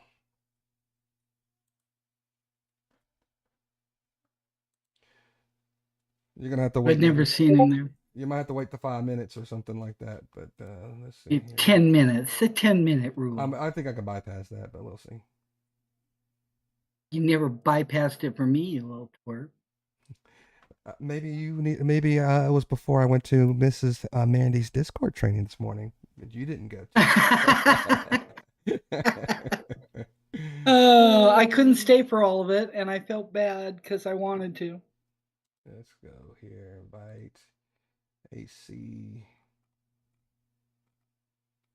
Where is it? I'm sorry. Keep talking, Liz, because I'm looking on the other stuff over here. Oh, sure. Put me on the spot. Because now all I can think about is not sounding holier than thou. Well, Who was that? I think that was Dick that just shattered my entire self-confidence in that regard. Thank you so much, Dick. No, I like Dick. I'm not sure. I'm not very good at winging it. Oh, Lizzie's here. Oh, hey, Liz. She could get on panel too and Absolutely. help me out. Absolutely. Dick Insider just told me good luck. Yeah, I need it. I have suddenly become very tongue-tied. My apologies. This is a difficult subject for me.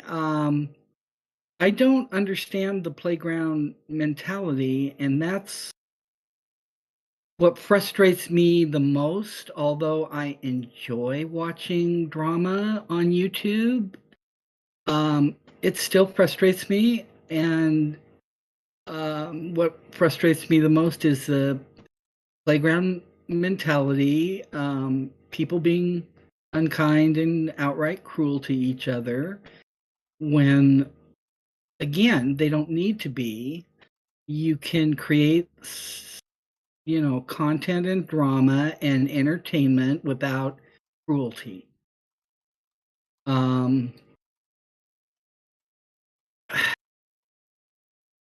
I think Ham Banana does that.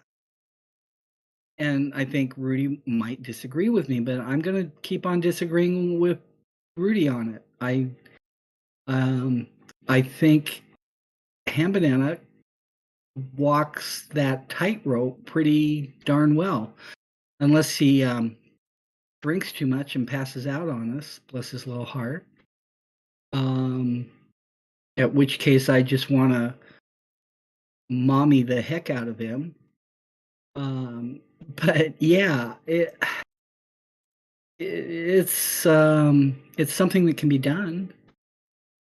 And I wish more people would try to do it.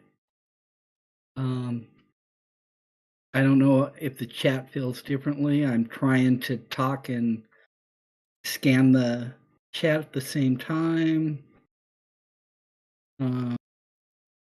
Laura is, as usual, a great source of wisdom and comment. Little Marco and Lion Ted.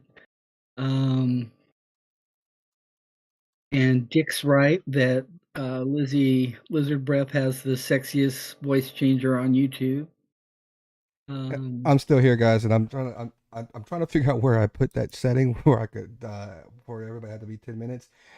Sorry, AC and Rudy, you might have to wait the 10 minutes because I forgot where I put that setting and I can't turn it off, and I don't want to leave Liz here just kind of filling the void while I'm over here. But I'm trying to ramble on, but I'm not being very entertaining. Yeah. However, I can give my sympathy to both AC and Rudy.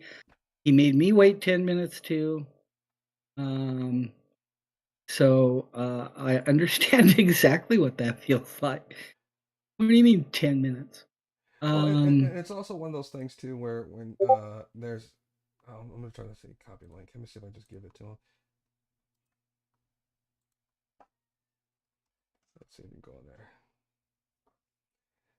Lizzie, I hope you're feeling better, hon. I'm sorry if you're not feeling well. Okay, we got Rudy in there. Oh, Lizzie's not feeling good. Lizzie's not feeling good. Is that what I I heard? Yeah, that's what she's saying, and she needs to catch up. Laura says I need a Betty Boop voice. Oh my gosh, Laura, I would love a Betty Boop voice. I came out of the womb sounding almost this bad. I've never had a little girl voice. Is that Rudy? Who's that? Who's the Raider? Just Yeah, that's saying. me, the flame face guy. Okay. Yeah, I'm the flame face guy. Trying to. That volume was super loud.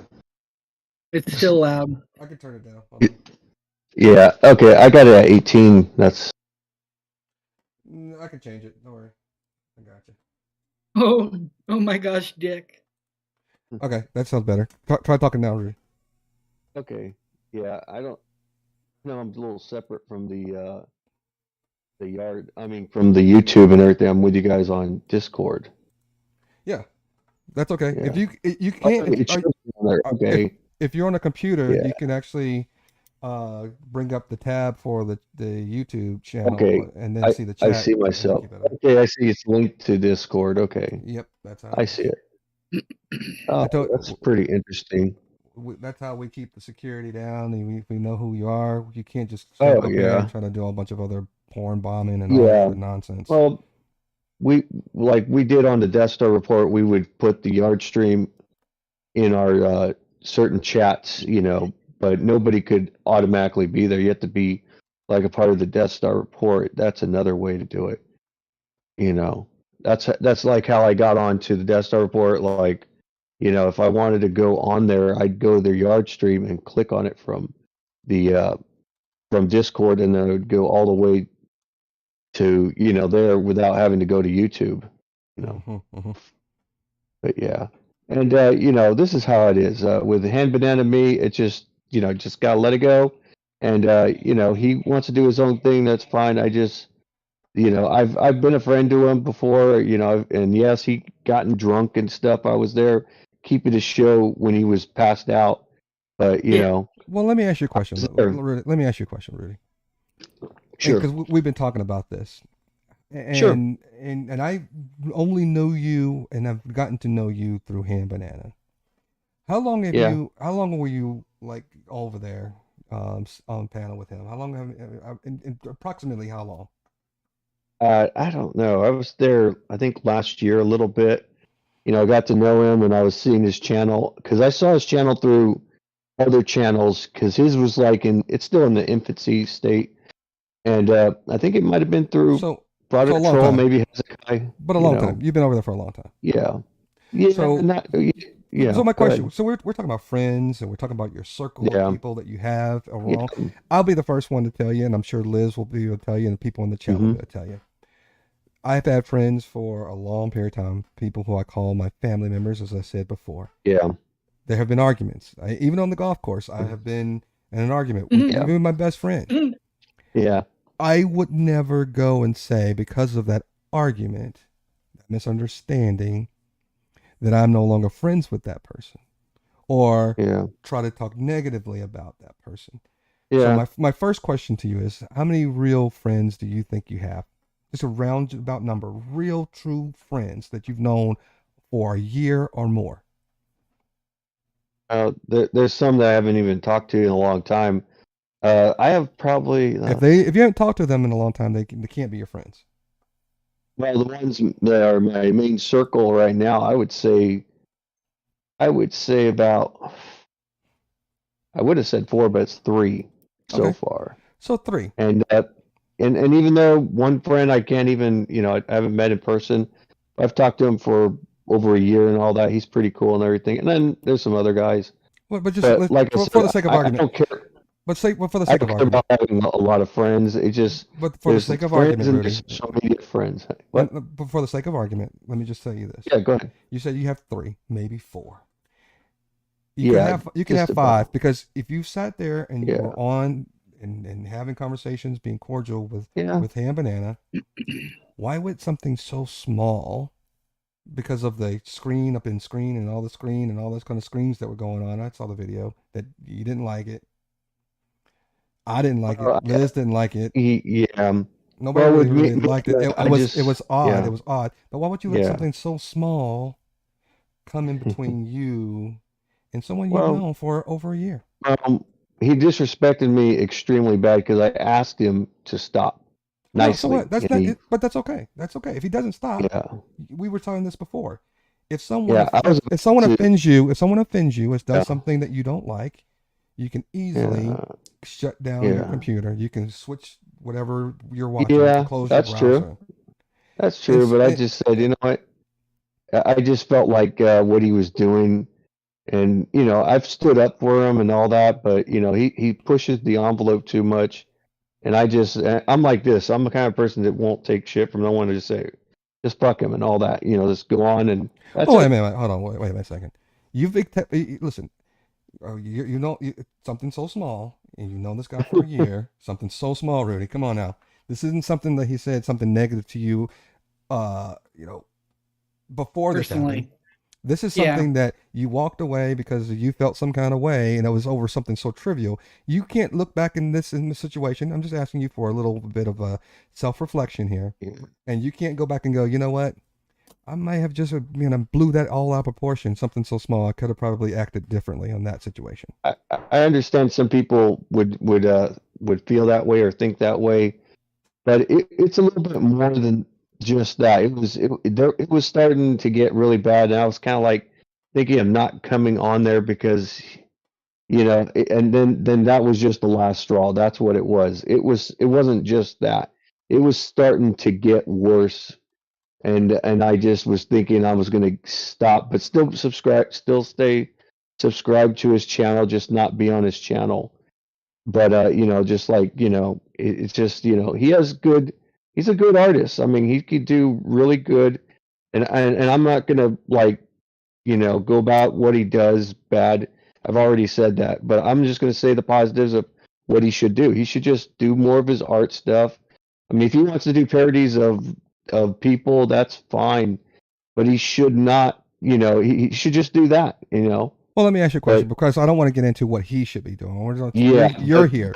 You're the one that's a here. suggestion, and he doesn't have Well, to let if he me ask doesn't want you to. what But you would think that you could be doing. I mean, and we asked this panel, we asked the panel the question before because you mentioned it was a little bit too much. When do you think on YouTube, in your experiences, do you think that it becomes a moment in time where you say that has crossed the line from, casual fun, a little bit of drama to where it says Rudy has drawn the line. This is too much for me. What is that line yeah. for you? For me, it's like the drama. That it's number one is drama, and it's just ticky tacky. The only thing I am for content is one thing, but drama is just something different. Like when people cover, like the debunkers, they cover guys like Chili or DMA or Regan Benson or anybody like that. That's fine, but that's for content because these people are grifters trying to screw people around. But when you're going for people, they're just talking just like the days of our lives, soap opera stuff. That's just the thing I don't. It's just not my cup of tea. If people like it, that's their thing. But it's Well, not my thing. and again, this is not me. I don't want you to feel like I'm ganging up on you because we kind of went Yeah, around this kind of conversation it's before all you good. here. So I'm just getting a different perspective because you just now joined. Let me turn my Yeah. video back on. Let me turn my video back on as well. Sorry about that. So and even to Liz Lizard Breath was actually saying, and we talked about this as well. Mhm. Do you actually sit there and go, you know what? You were over there for a long period of time, and you said, hey, you know Yeah. what? I sat there for a long period of time.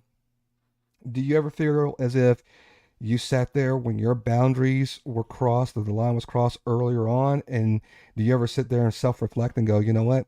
That's on me. I own that because if you thought that you sat there for so long and you just kind of put up with something, do you ever sit there and go, you know what? I can't blame Ham Banana for doing what he does because that's what he's always done.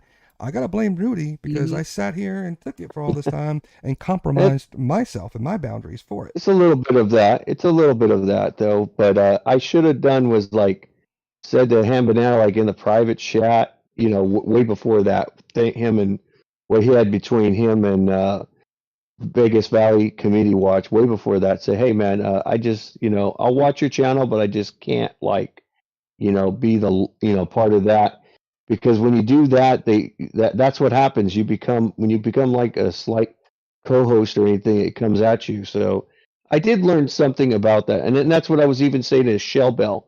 But I didn't say it to her on her panel. I texted her and I said to her, "Hey, what you got to do," and I'm not, you don't want this. If you want me as your co-host, you want me as your co-host. I said you got to give her that drama. If you're gonna have the drama, I cannot be your co-host. But if you do these like little quiz things or whatever, it's all good.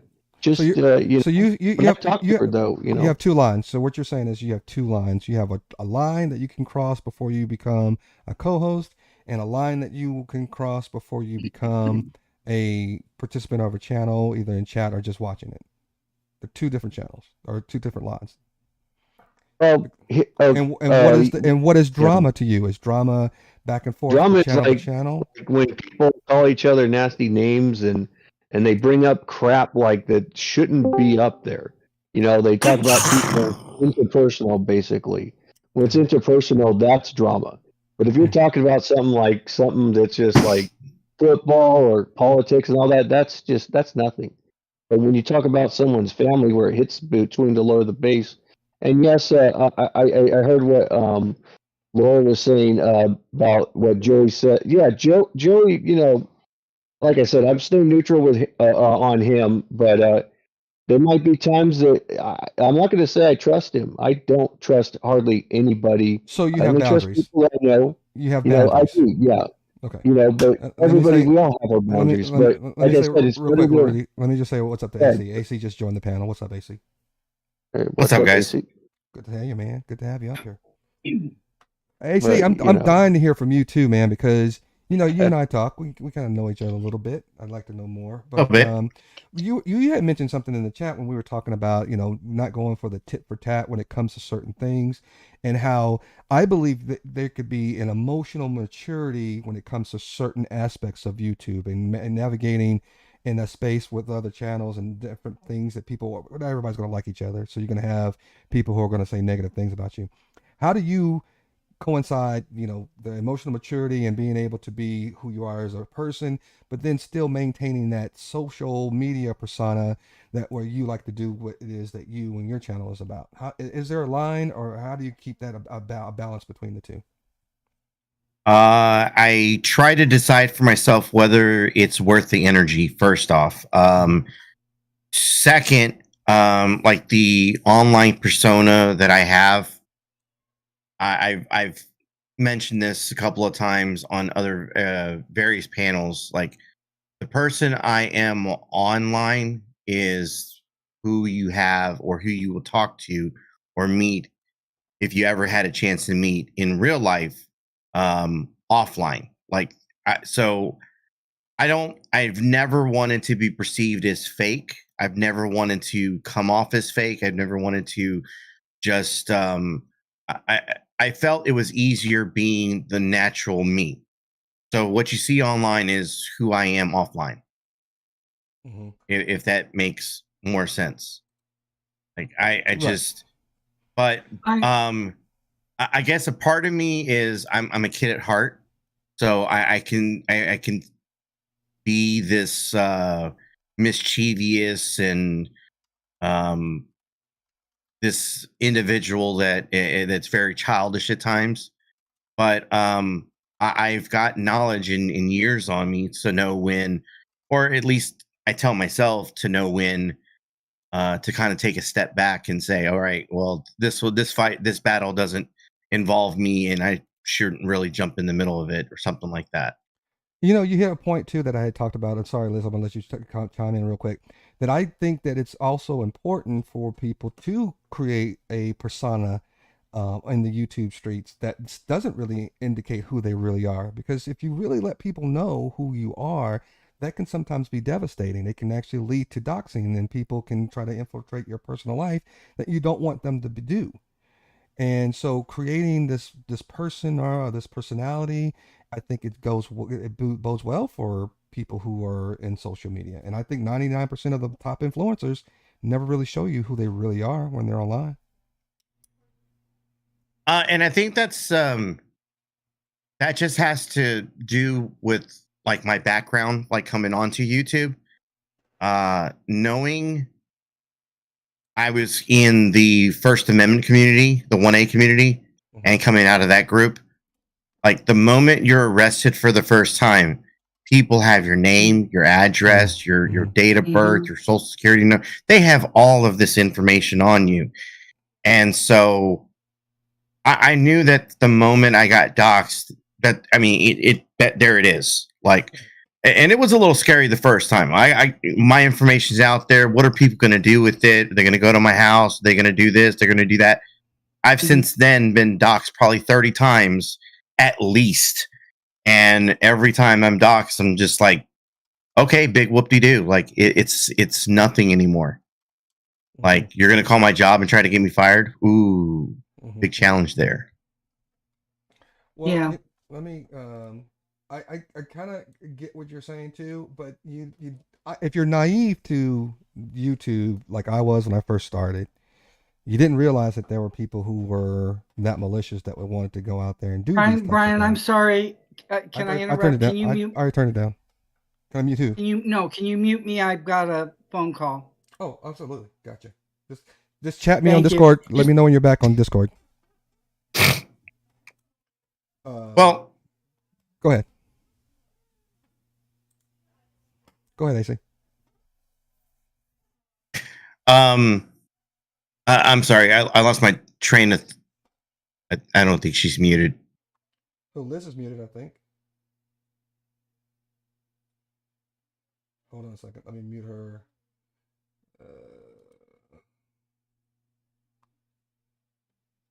Over here too.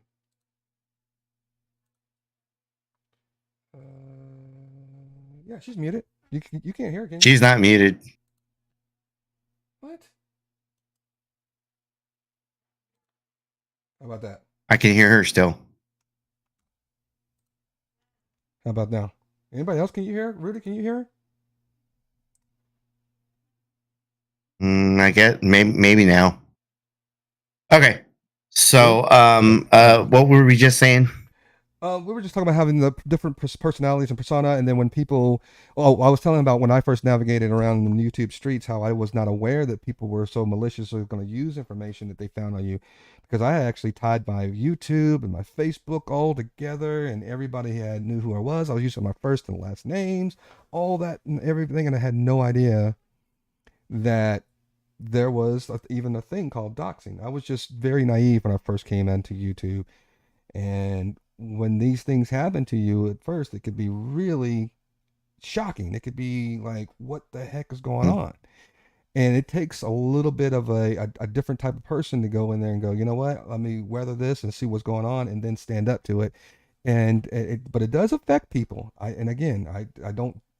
like when people go and have these different personas of who they are, who people think they are, because it kind of keeps them safe to a certain degree. Well, I'll say this at least. Like family and kids, wife, all that. Like you'll never see them on my stream. My stream is me. My stream is who I am. This is our online lives. But my kids are not part of that. Right. So people can go look for their information and go pull it up and everything. They can do all that stuff. But as far as like getting videos of them online, on my streams, having discussions, that's just not going to happen. I'm very specific when it comes to like the streaming stuff. Like I'm streaming, like doors locked, don't come in here. You'll hear where people knock at the door. I'll shut down the mic. I'll go see what they need. I'll come back. But I mean, and I guess that's the part that some people have a hard time like not mixing up, because I mean, we're parents, right? Like I'm parent, you're parent. Like kids come in and out of the room. Sometimes shit happens, but trying to make sure you keep those lives separate, because the kids are innocent. Now, specifically, I'm more concerned about the kids than say wife walking in. Like wife walks in, oh wow, she's on the camera. But the kids, man, I mean, they're innocent.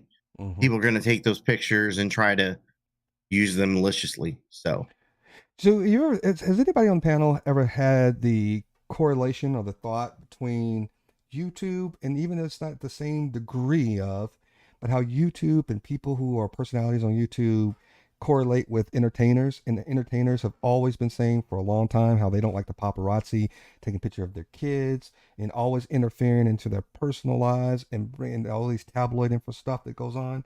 Can you imagine the degree that they have to go through, and when you are just a small YouTube channel creator, how people will try to go after you for no reason at all? Mm-hmm. It's odd to me. I go ahead. Rudy, Am I unmuted, yes, you're unmuted. guys? You are Yeah. now. Yeah. I can hear you. Okay. When it comes to celebrities, Rudy? I'm sorry. That was Rudy. I don't. Well, Rudy had some kind of loud. Oh, I think he just coughed. I think he just coughed. When it comes to celebrities, I think that's a price they pay going in. Lack of privacy, but do I like to see the way the paparazzi go after their children? No, I don't. And I don't think it's fair of them or right of them, but guess what? It sells, right? And those paparazzi are just trying to make a living. Is it a good and honorable way to make a living? Well, it sure as heck wouldn't be my choice, but it is what it is, right? And while I'm talking, can I just introduce myself to AC? I've never talked to him before. And I gotta say, dude, your channel scares me. Just so you know, I don't watch But you a yeah, lot because but Liz, you just introducing y'all yourself. scare So me. just get to introduce yourself, and let him introduce yourself, and then we can talk about Okay. whatever you think about his channel a little time. Well, I don't mean it in a negative way, AC. I'm just saying, uh, it's just the choice of what y'all do. It just does. I don't know. I don't know how to explain it, dude. Liz has been a part of Drinks and Discussions since before she became retired and on panel. Right. And AC, Liz, AC. Yes.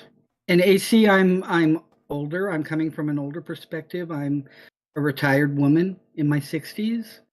So I sometimes bring a little bit different opinion to the table because of my purely by my age, perhaps. So AC, let me ask So you. Go ahead. Sorry. Go ahead. I guess, well, a quick question would be, when you were, say, 20, 30 years ago, were you not a fan of shows like the Howard Stern Show, or how about Jerry Springer? Were you not fans of anything like that? I was not. You're Okay. correct. So and in terms of like my channel and my show, that's what I would think of what the channel is, kind of Jerry Springer-ish. Like it's kind of a shit show. I mean, that's why we named it what it's named. And because you're not into that kind of content, I'm not offended by people when they say, "Hey, I can't tune into your shit. I can't tune into your show. It's not my kind of stuff." I'm not offended by it. It's not made for everyone. Good. I appreciate that because, but I don't know if it's so much that I feel offended, but that's a good explanation. I really appreciate that. It's a good explanation, and let's just leave it at that for right now. All right. I get it. I used to be an avid Howard Stern and Jerry Springer person, so I get it. But thank you for explaining that. For those of you who don't get what they do over there, the shit show, now you have a better understanding. And if you look at it in those perspectives of how he's trying to model his show, you can probably look at it from a different angle if you'll go over there and give him a shot. Yep. But AC, don't listen to me. Let me ask you a question, because we talked about this also, and Rudy just mentioned it as well from his perspective. when you are traveling around and I know you got your community, but you're traveling around the YouTube streets, how many friends do you think you have on YouTube as opposed to how many real true friends you think you have in your personal life?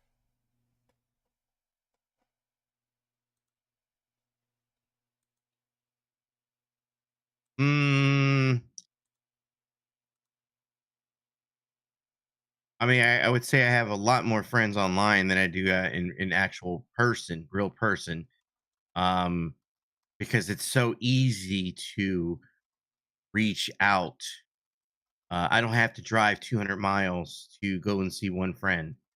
I don't have to remember somebody's phone number. Sometimes I just kind of catch them passing through, like online. Just say I'm passing through, say, Sam Hill's channel, and I come across, oh, here's Granny 14, or here is Brutally Lauren.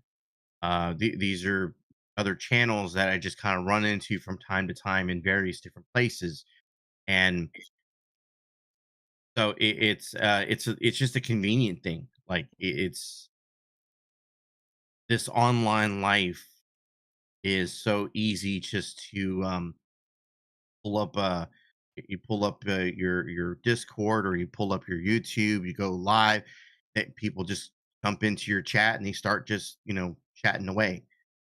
Um, Out of sight, out of mind, maybe with real life people. Just because, like I said, I'm from Houston Mm-hmm. and I live in a different city now, Mm-hmm.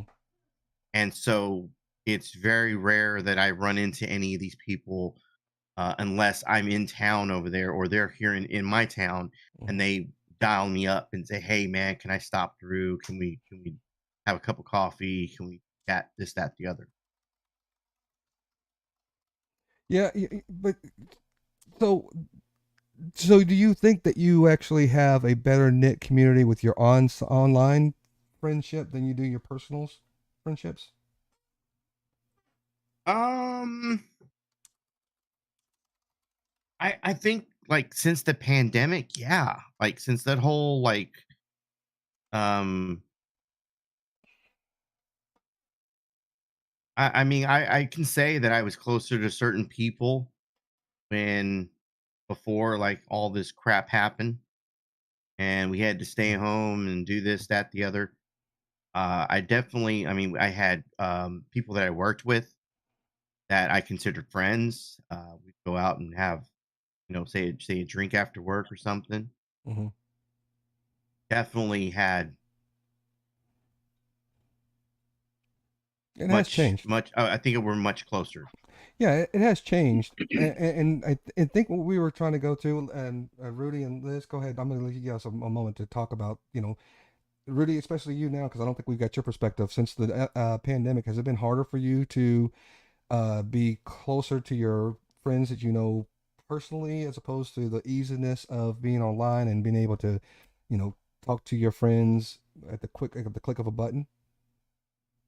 No, it's not friends necessarily, but it's mostly dealing with business, you know.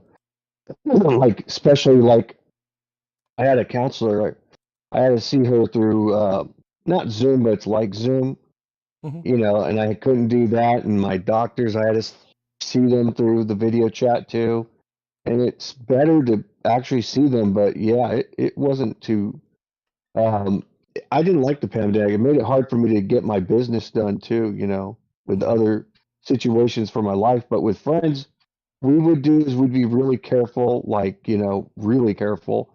And if a friend, if you're sick or something, you'd have to get checked and not come over for a while. And it was like that for a little bit.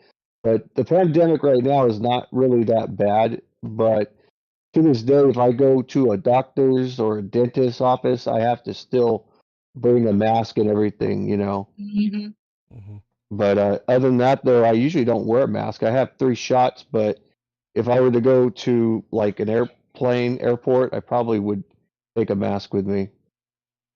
I mean, it's crazy. Even Well, going to Mike, Stanford. but as far as your friendships are concerned, Yeah, let's kind of, I want to stay kind of focused on our, our yeah. relationship.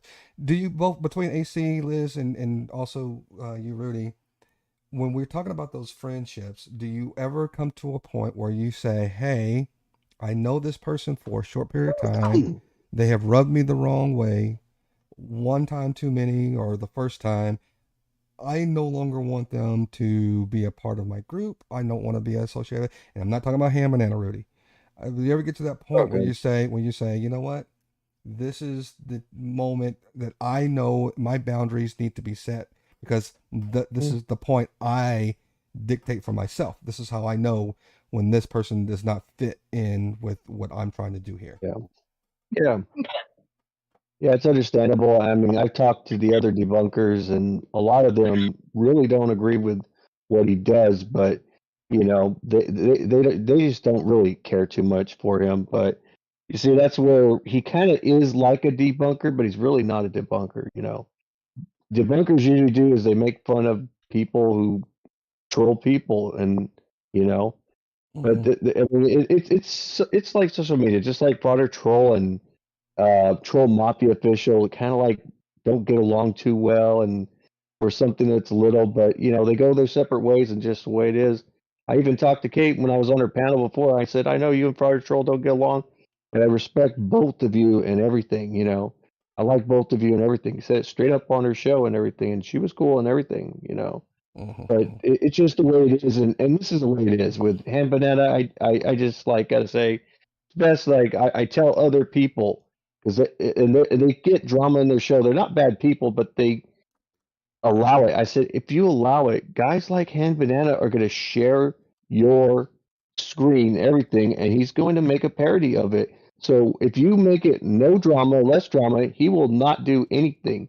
Because he'll say, oh, it's boring. I'm not going. He'll go to another channel to, share and screen and, because that's what he does. He wants to make his money doing that. And, that's his thing and everything, And I'm hearing what Laura says. Really, the problem with debunkers is Well, most of them are qualified to debunk. Well, you do have it a point. I'm not going to say all debunkers. There's some that but are hold pretty on. good, but Yeah, yeah, yeah, yeah, you do have a point, is what I'm saying. yeah. Yeah. AC, what say you? Do you remember the question? No. I was gonna say, oh, Yeah, Rudy. yeah. You put a squirrel in front of me, squirrel. Oh my God. Rudy, sometimes Rudy likes to be long-winded with some of his answers. We're going to have to Sorry about limit. that. We're going to put a timer on Rudy's comments now Uh, to 1 minute. no, But we're sometimes you got to get what you need off your chest. I get that Yeah. way too. I don't see nothing wrong with it. no, nothing wrong with Um, it. But we were talking about, when do you think that people, when they come in, you say, no, this is not our kind of guy. Is there a line that can be crossed with you, and you notice it early? Do you give them time to kind of I, get their feelers out and work their way within the group, or is it just like, I you know think what, it I'm done? depends. I think it just depends on the person. I'll give you a perfect example. Lauren De Laguna. Mm-hmm. She rubbed me from the moment I met her. She rubbed me the wrong way. Mm-hmm. Since then, she's kind of um, there's been a couple of times where, well, there's been a few times where she's actually like surprised me. Mm-hmm. Although she hasn't been surprising me lately, but she surprised me, and I gave her I opened up a little bit, gave her a chance. I've had communication with her. Then there's people that I've liked from the get go. That for example, on that would be like my co-host, my old co-host, and I enjoyed his company. I talked to the guy every day, and then just over the course of a year, just the whole relationship that we had just soured, and at some point, I had to you know put my foot down and say this isn't working. Do you, I have you, can't be. but during that whole relationship, and if you, since you used her specifically, during the online communication or online relationship that you have with her, or even anybody else, do you ever go back and say, you know what, AC, you could have handled that one better, and maybe things would have turned out differently? Any self-reflection moments throughout that whole time? Always. Mm-hmm. Always. I have, and maybe that's something I don't talk about enough. I definitely have a lot of self reflection. I play, and at the term I like to use is, I play a lot of Monday morning quarterback, Mm-hmm. Yep. and just how could I have done this different? How could I mean? Sometimes I like I overthink it, and then I have to remind myself, well, you know what? You're human. Mm-hmm. And you're probably just like me. And Rudy, I'm gonna give you a chance to chime in too. And Liz, we're not ignoring you, but I know we've kind of went over this earlier on. I actually said Okay. that my knee-jerk reactions, 99.99% of the time, are always the wrong reactions. I have to sometimes think things through, but when I do have those knee-jerk reactions, I self-reflect and go, you know what, that was not. I should not have done that. That was not the best version of myself. And when I look at those Oops, sorry things, about that. if I can say something to apologize or to kind of, mend the fences, should I say, then that's I own it. I like to take ownership for the moments that I just am not the best version of myself. What say you, Rudy? Yeah, yeah, I make mistakes a little bit. I'm not gonna lie. I mean, you just gotta say, yeah, look at what you say and everything. And usually, I'm not a YouTube channel owner or anything. I'm just mostly a spectator, or I can be a co-host. I've been a co-host or semi-co-host, like with the Death Star Report. Then I do get, when some people, yeah, get triggered. Yeah, I've been triggered even by someone I thought was a friend, but he does this crap. But I let him know in advance, hey, I don't just don't play this game with me. I don't play. When we talk about football, we talk football. But you just gotta not do that. I talked to him before, and then he just does the same crap, and I'm like, and I tell like the main guy that I can't be around him if he talking. If he's not there, I could talk. And then he says, "How about this, Rudy? Not he won't talk to you at all. He'll just say his statement and that's it." And what I did was I did exactly what the main. I'm gonna. His name's Dustin. Did what Dustin. I did what he asked me to do, and he's younger than me too. And I don't disrespect him. Think he, look at it like he's inferior to me. He's not. I just look at it as an equal power. And I said, you know what? I just said my thing. I ignored him. He was just going to be an idiot, but I just ignored his idiocracy and just ignored him. That's all I did. I put my point to it and just ignored him. But but the thing is, with some people, like the drama comes in, and you gotta. And rarely though, when it was when I'm live, I don't get all crazy. I might I always respect someone's channel. When someone's on someone's Well, channel, I got respected. But there are things that I would change. Like I'd be a little more insightful, and then say, I may not agree with what you're doing your channel, but I have to go by your rules, even if I disagree with it, think it's unethical. I gotta like go with it, and if I don't go with it, then I just leave. That's well, what you got to do. It's leads me to the next point, and the questions that I have yeah, is that when you have those moments with people, if it's a Lauren or or someone else, and I didn't even realize that there are so many people that come from other channels, and then people know about that channel, and then when they show up on the yeah. other channel, people know about that person because they came from this channel, and then when they find that that person's over there, they're like, wait a minute, and it's like this evolution, this revolution of everybody's just going from this channel, this channel, this channel, this channel, this channel, and then the drama seems to follow them. Oh And yeah. I've picked up that there are certain people, and I don't know these individuals personally, but when I see on the replay on the Ham Banana Show, which again I watch, if I see the shell bells always being, on whatever channel she's on or that person's on, it's always like, what? Why are you doing this to yourself, poor person? I mean, I feel like I want somebody needs to give this person a hug. It's really strange. And why isn't it? And you guys tell me, do you feel as if sometimes, even if you can like to go back and forth and troll or get on this person, do you ever sit there and go, you know what? It's time for me to just cut you loose. You just been, there's nothing else that we can say. It's time for you to Yeah. go, and I am done even mentioning your name. Yeah. Yeah, that's a point. It's like this. Some people are saying, "Oh, you shouldn't be." I feel sorry for you, Rudy. Why are you associated with Shelby? I mean, what it is they see only one part of Shell Bell. Maybe she just got, I don't know everything, but maybe she got too emotional, let her emotions get to her, and it does happen with people, whether you're female or male. Rudy, hold on a second. Let me stop you. We'll Because give you when time. people well when people show you who they Yeah. are, you have to believe Yeah. them. So you can't sit there and say everything that she's showing to everyone else is completely different from what you're seeing when it's been channel to channel to channel and channel. That's just like me saying, you know what Liz has showed me from her being here with me and talking to me on Discord or Drinks and Discussions, like you would see me going and going off on some racist tyrant on somebody else's channel. If you see it, Oh. you gotta believe it, right? Yeah. Like I said, I haven't seen. I've heard people say things. I know she's on Vegas Valley's committee watch. People aren't really big fan of that, but there are.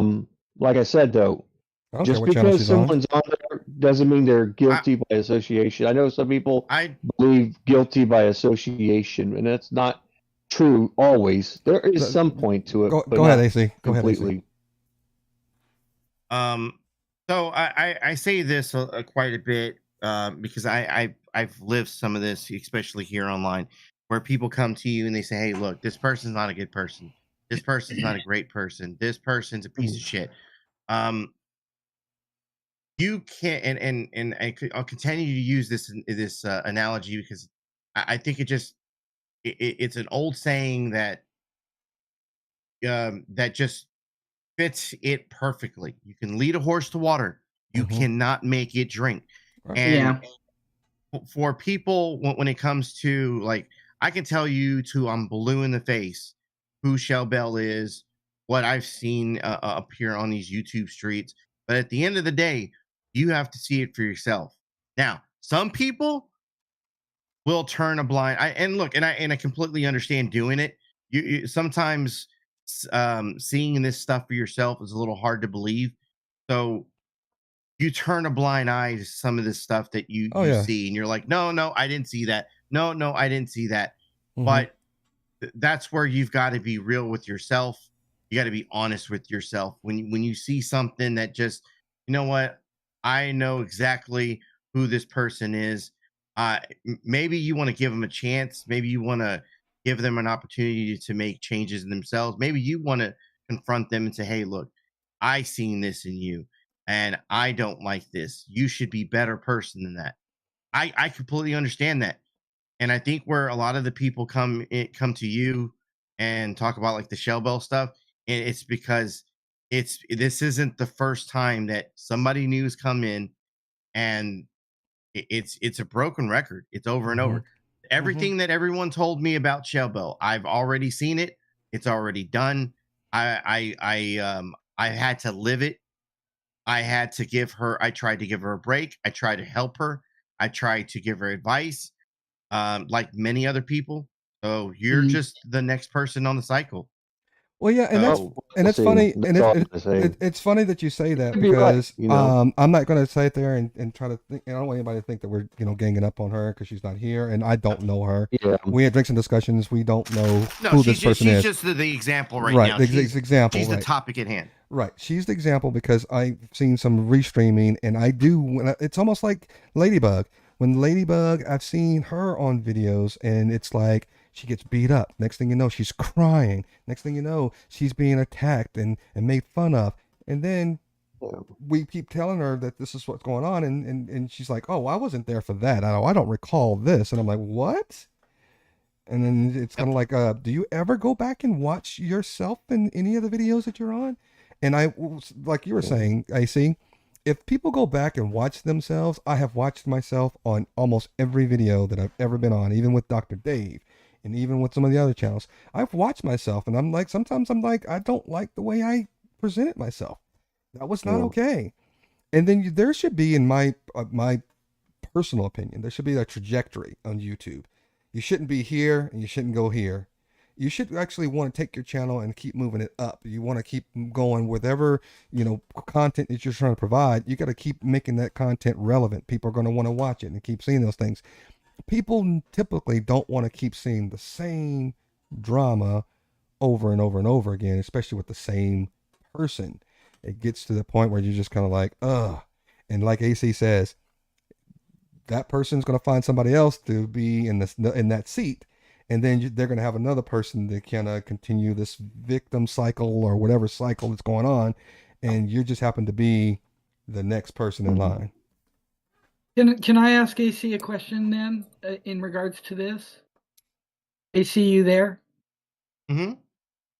So I don't know how long you've had your channel, my dear, but the question is, have you ever given advice to someone in a situation, say similar to Shell Bells or whatever, and actually been successful where they might have changed their behavior for the better for themselves?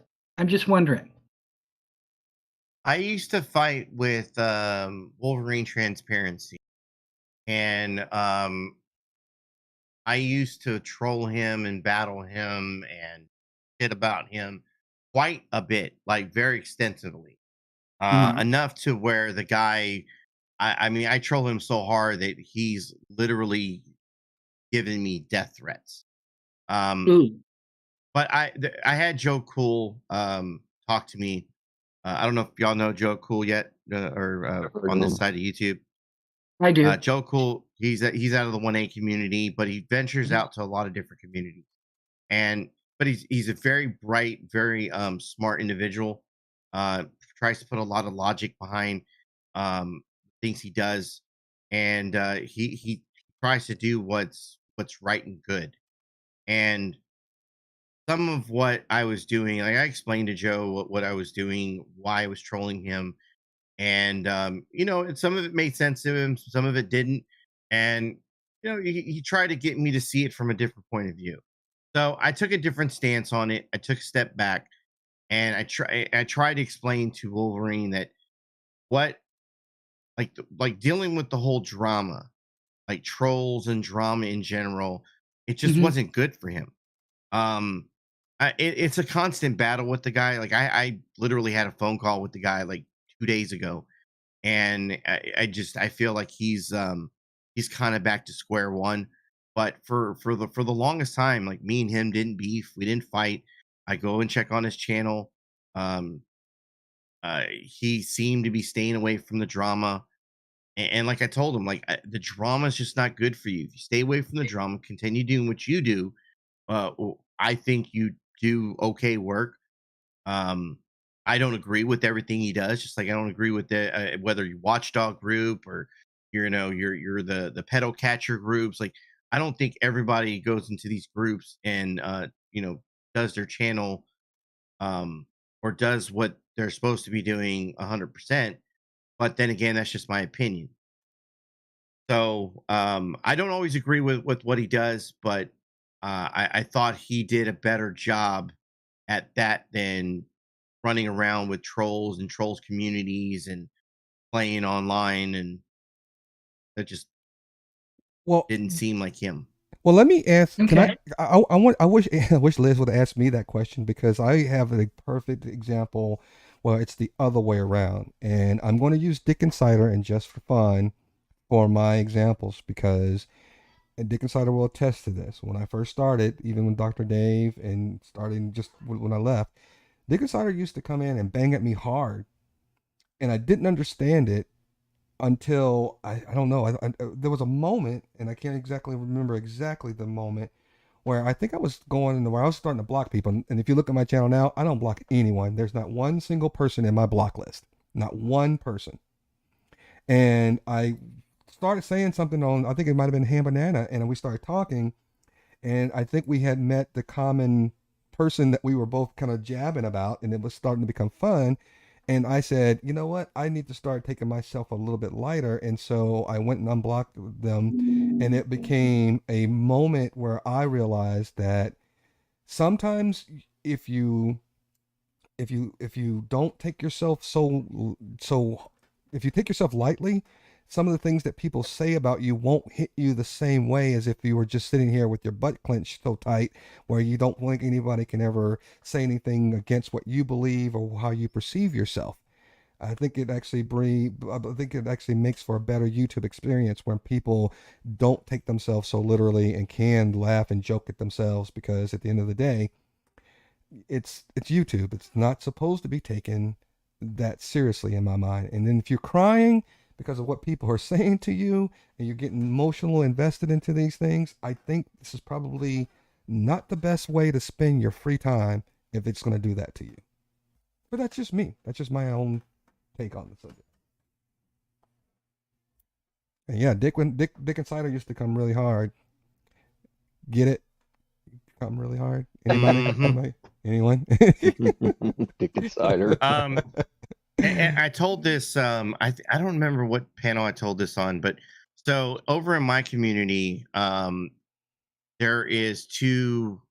There's one, two. There was three Can you channels was. can you hold that thought real quick? AC, sorry to interrupt you, but I wanted to bring this point. I put a poll up. Lizard Breath had asked this question about, and we'll talk about it after your point, AC. Do you think people who are on panel lose or lack self-awareness? That's a poll. So everybody get on the poll and put in your vote. I'll ask that question to the panelists because she wanted to know our opinion. But go ahead, AC. I wanted to just get that out there real quick. Sorry. Gotcha. So we had so there are two accounts. Dick Insider. Not sorry. Taryn Dixoff and Wilma Dickfit. Those are two accounts that came from our side of the YouTube world. They used to run a channel called Dick Family Values. That you kind of get the whole play there about with the dicks and yeah. So when we ran into Dick Insider, I automatically thought first off, like, okay, one, troll, two, are you associated with that group? Because like Taryn Dixoff and Wilma Dickfit are actually husband and wife in real life. And so for whatever reason, I guess I don't know, from right from the get-go, I was just like, I like this guy.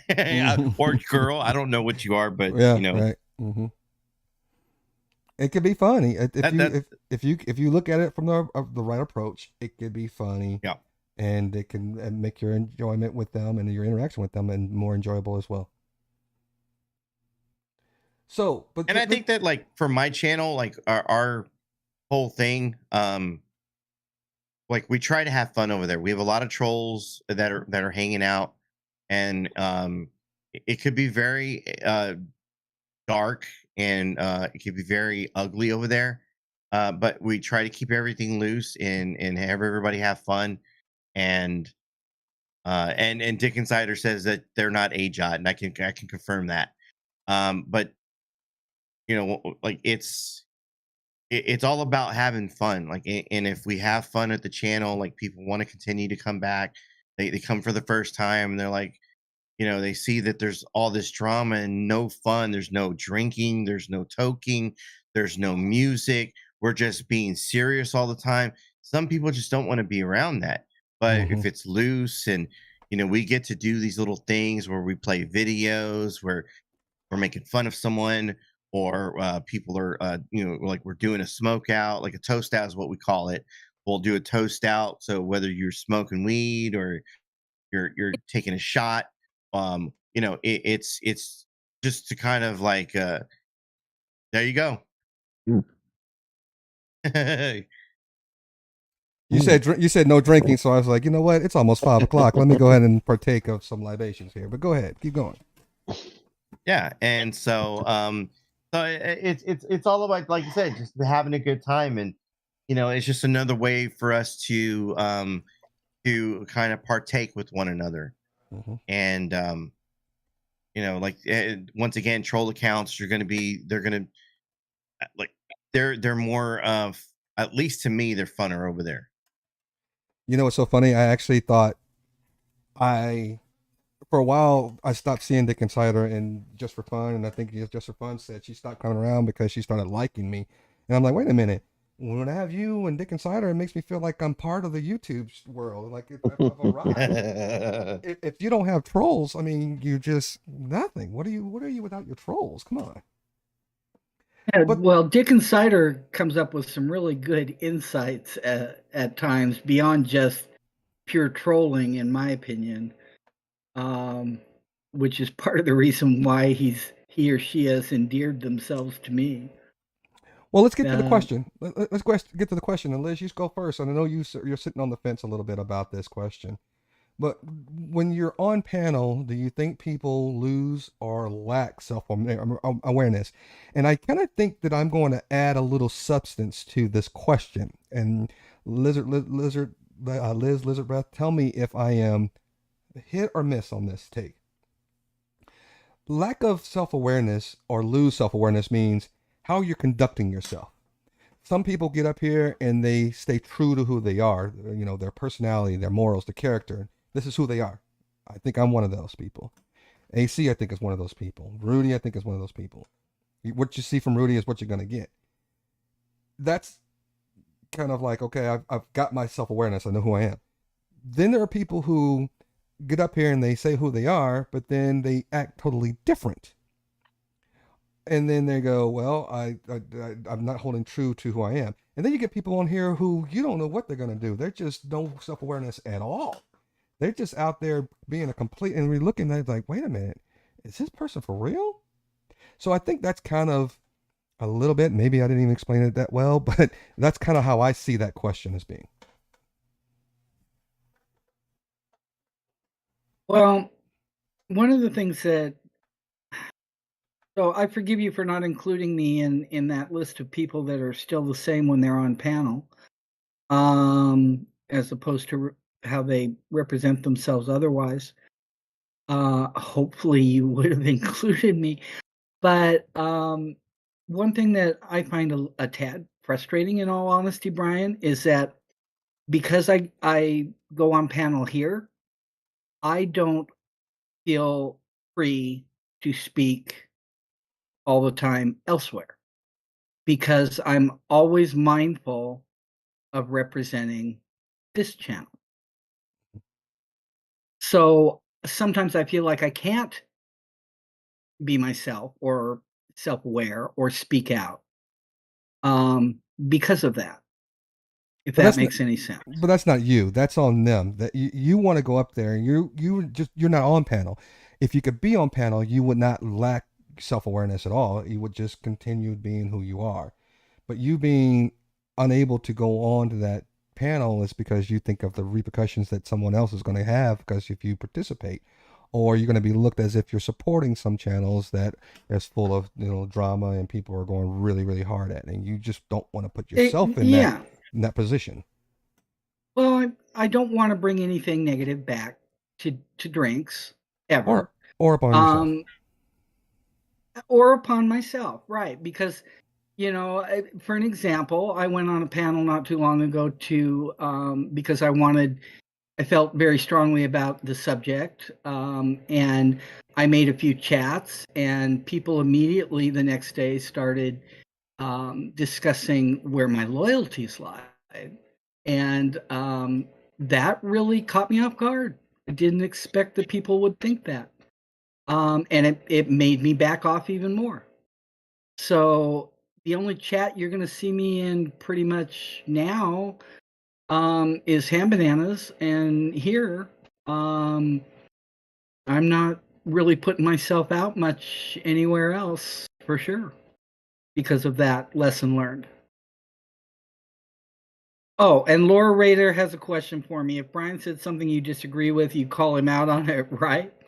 I'll let Brian answer that for you. I call the poor guy out all the time, but he can answer that.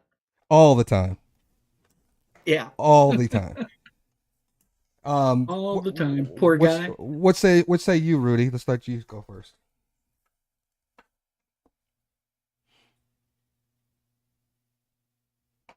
Rudy, you there? We can't hear you if you're talking. AC? Yeah, wait. Oh, never mind. Go Oh, ahead, Rudy. sorry. Let me. Yeah, I'm here. You hear me? Yep, we got you now. Okay. Sorry. Like I said, for some people, they stay loyal. It's just better when they have one or two panels to go to. With me, I could go multiple ones, but there is risk because you'll get criticized for who you associate No, with. that's not the question. So the question, Oh, Rudy, sorry. that's okay. The question is, do people who are on panel lose their self-awareness, or do they just lack self-awareness based upon how they carry themselves on panel?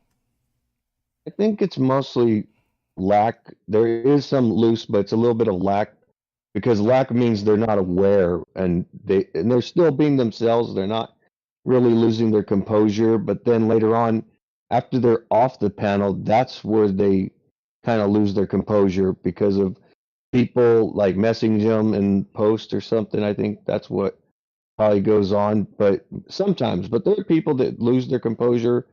And the one thing I don't want to do, this is what I do, is when it's getting ugly, I just go to the private chat and say something. Well, I don't make the person look bad, I well, don't want to it's make not anybody about look bad. it's not about your composure. So if you have lack of self awareness, that means when you go up there and you're behaving a certain way, and sometimes you can kind of get carried away. Composure could be something to do with it, Mhm.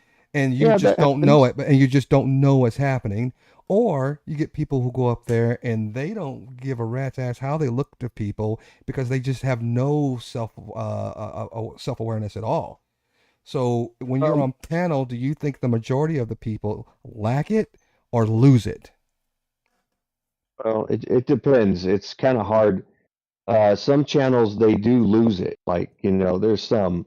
But if I'm like on like if I was to say I'm not going to say their names, but I'll just say um, like ones that are not debunked, non-debunked channels. They're just kickback ones. They lose composure more because they're just being themselves, and the other ones they stay on topic, like the debunker channels.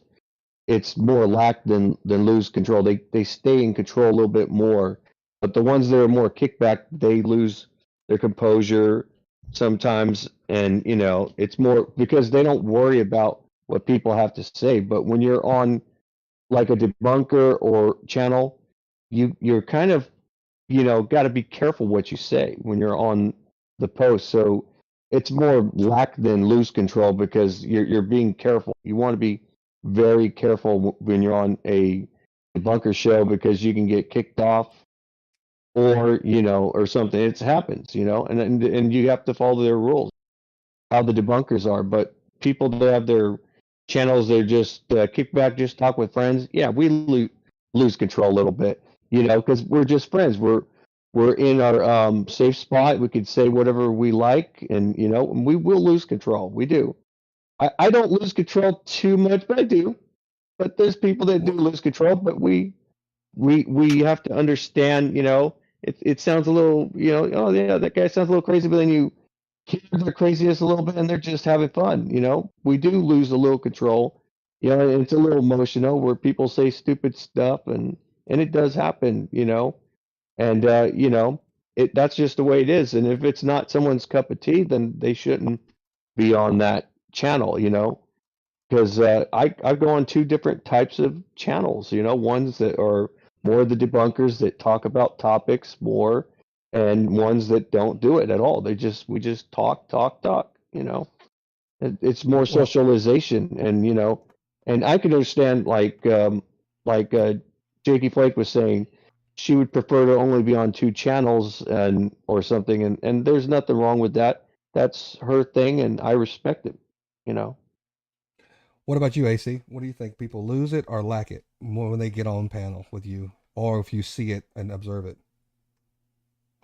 Um, In terms of losing it or lacking it, I think if I could throw a third option in here, when people get on panels, I just think they don't care. Mm. I don't think they care how they're perceived or how they look. So I Oh, like, for like I kind of said before, like with me, like I am who I am. Like who you see on panel, that's usually how I am off panel. So Mhm. like I don't think of like how I'm gonna look or anything like that. I just don't care. Like I'm gonna be me. Mhm. well, And I but gotta that put. real quick, hold your thought, Liz, because I want to say just one thing. I am Okay. exactly like you, AC. I'm going to be me, and you might not like me, who I am, but here's what I think is my vote. My vote is I think the people who are constantly on panels, like the Mike Cerrone, for example, who doesn't change his behavior. Yeah.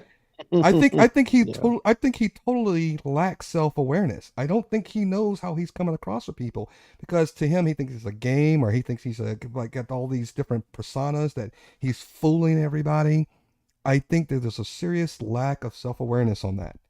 But then there's also, and if you keep getting on panels and doing the same thing and acting these like this egregious and very odd type of caricatures, that's lack of self-awareness to me. However, if you're on a panel and then you go up there and you start off this way and then all of a sudden you turn out to be somebody completely different, then I'm thinking maybe you lost your self-awareness in a moment. I think you can do those types of things. But if it's a Interesting. continual cycle, if it's a continuous thing, I think there's just a lack of self-awareness altogether there. Well, I've got to disagree a tad with both y'all. You're just saying that because somebody asked you if you disagree with me, if you're going to say something. Oh yeah, yeah, Yeah, yeah. that is Sure. such a self-awareness thing here. Go ahead. Yeah, yeah. I got to make sure everybody knows I'm not a total sycophant. No, what I got to say is, I do care what people think when I'm on panel. I do not care if they agree or disagree. That's up to them. They have every right either way. But I don't want to be misunderstood. So as far as that goes, I care what they think. If they're misreading me somehow, I'd like to know that so that I can better make myself clear and known. And just in case y'all don't know, um, I think it's Liz that said, if anybody ever has an issue with me in the chat, she said, hit me up personally on Discord, and I feel the same. If I say something and people read it in such a way that maybe I didn't mean it and they want to take issue, you know, Listen, hit me up. if I piss you Yeah. off, if I piss somebody off, screw it. Come fight me. I don't give a I- fuck. No, I'm just kidding. I'm kidding. I'm kidding. there I'm goes joking. I'm there goes all joking. that testosterone again, dude. I'm joking. That's a joke, folks. That's a joke. I gotcha. I just want to be understood. If that means I want people to like me, I guess you could interpret it that way. But you know, at the I hate this. I picked this up, this particular colloquialism. At the end of the day, I just want people to understand what it is I'm trying to say to them. Mm-hmm. That's a good segue into closing this down. And AC, if you haven't seen our signing off process, we'd like to go around panel, see if anybody wants to leave any lasting words, no matter what it is. You can promote your channel. Yeah, I do something similar. Something like that. Okay, cool. So let's start with you. No, actually, let's start with Rudy. Let's get Rudy first. Oh, me? Like I said, when you have your channel, I don't have a channel. I'd rather not have a channel. It's too much to deal with. I don't think I could handle it not right now. A lot of people have been telling me I should have a channel on YouTube, I prefer Instagram, more if I'm doing a channel than YouTube. But when you go on any social media, there's always going to be criticism. And I always say this, and sometimes it's harder to go with what I'm saying than, for me to go by what I'm saying sometimes. But when I'm on someone's channel, I got to have the respect, show the respect to them. Because if I don't respect their channel, they have no business being there. So, when I'm on Shell Bells, I'm her co-host. I've talked to her, but I don't say it I try not to say it on her show. I don't want to demean anyone. I know people don't agree with her, and that's good, but, and if you say, yeah, Rudy, then I'm going to learn. But like I said, I don't just take someone's word for it. I have to see it for myself. And if she's, I can see where her flaws are at, and I'm not disagreeing with people. But at the same time, with anybody else's channel that I go to, the debunkers or people that lay back, kick back, do some funny stuff, that's what you get. The only thing that I don't like, though, and this is why I stay away from some of these channels, are the ones that have these Days of Our Lives channels. It's just like going back to high school again, and it's like, just that's just not my cup of tea. It might be someone else's cup of tea, but it's not mine. And when I first watched YouTube channels a little bit more, where I watched the lives, I watched like Schrodinger's Cat, Degeneration Nation. Those were the channels I started watching first. Those two channels, and I started getting into Team Skeptic, then Irish Demon. I mean, they're funny guys. I like them. They're cool people. Mm-hmm. But at the end of the day, they don't know me in person. I'm just like their subscriber, followers, and all that. That's all I am, which is cool. I don't expect to be great friends with them, but I like their content. Some people may not like it, but that's just me. But when you go on anybody's YouTube, and if you don't like it, don't go to it. If you want to clown on it with the debunkers, that's your thing.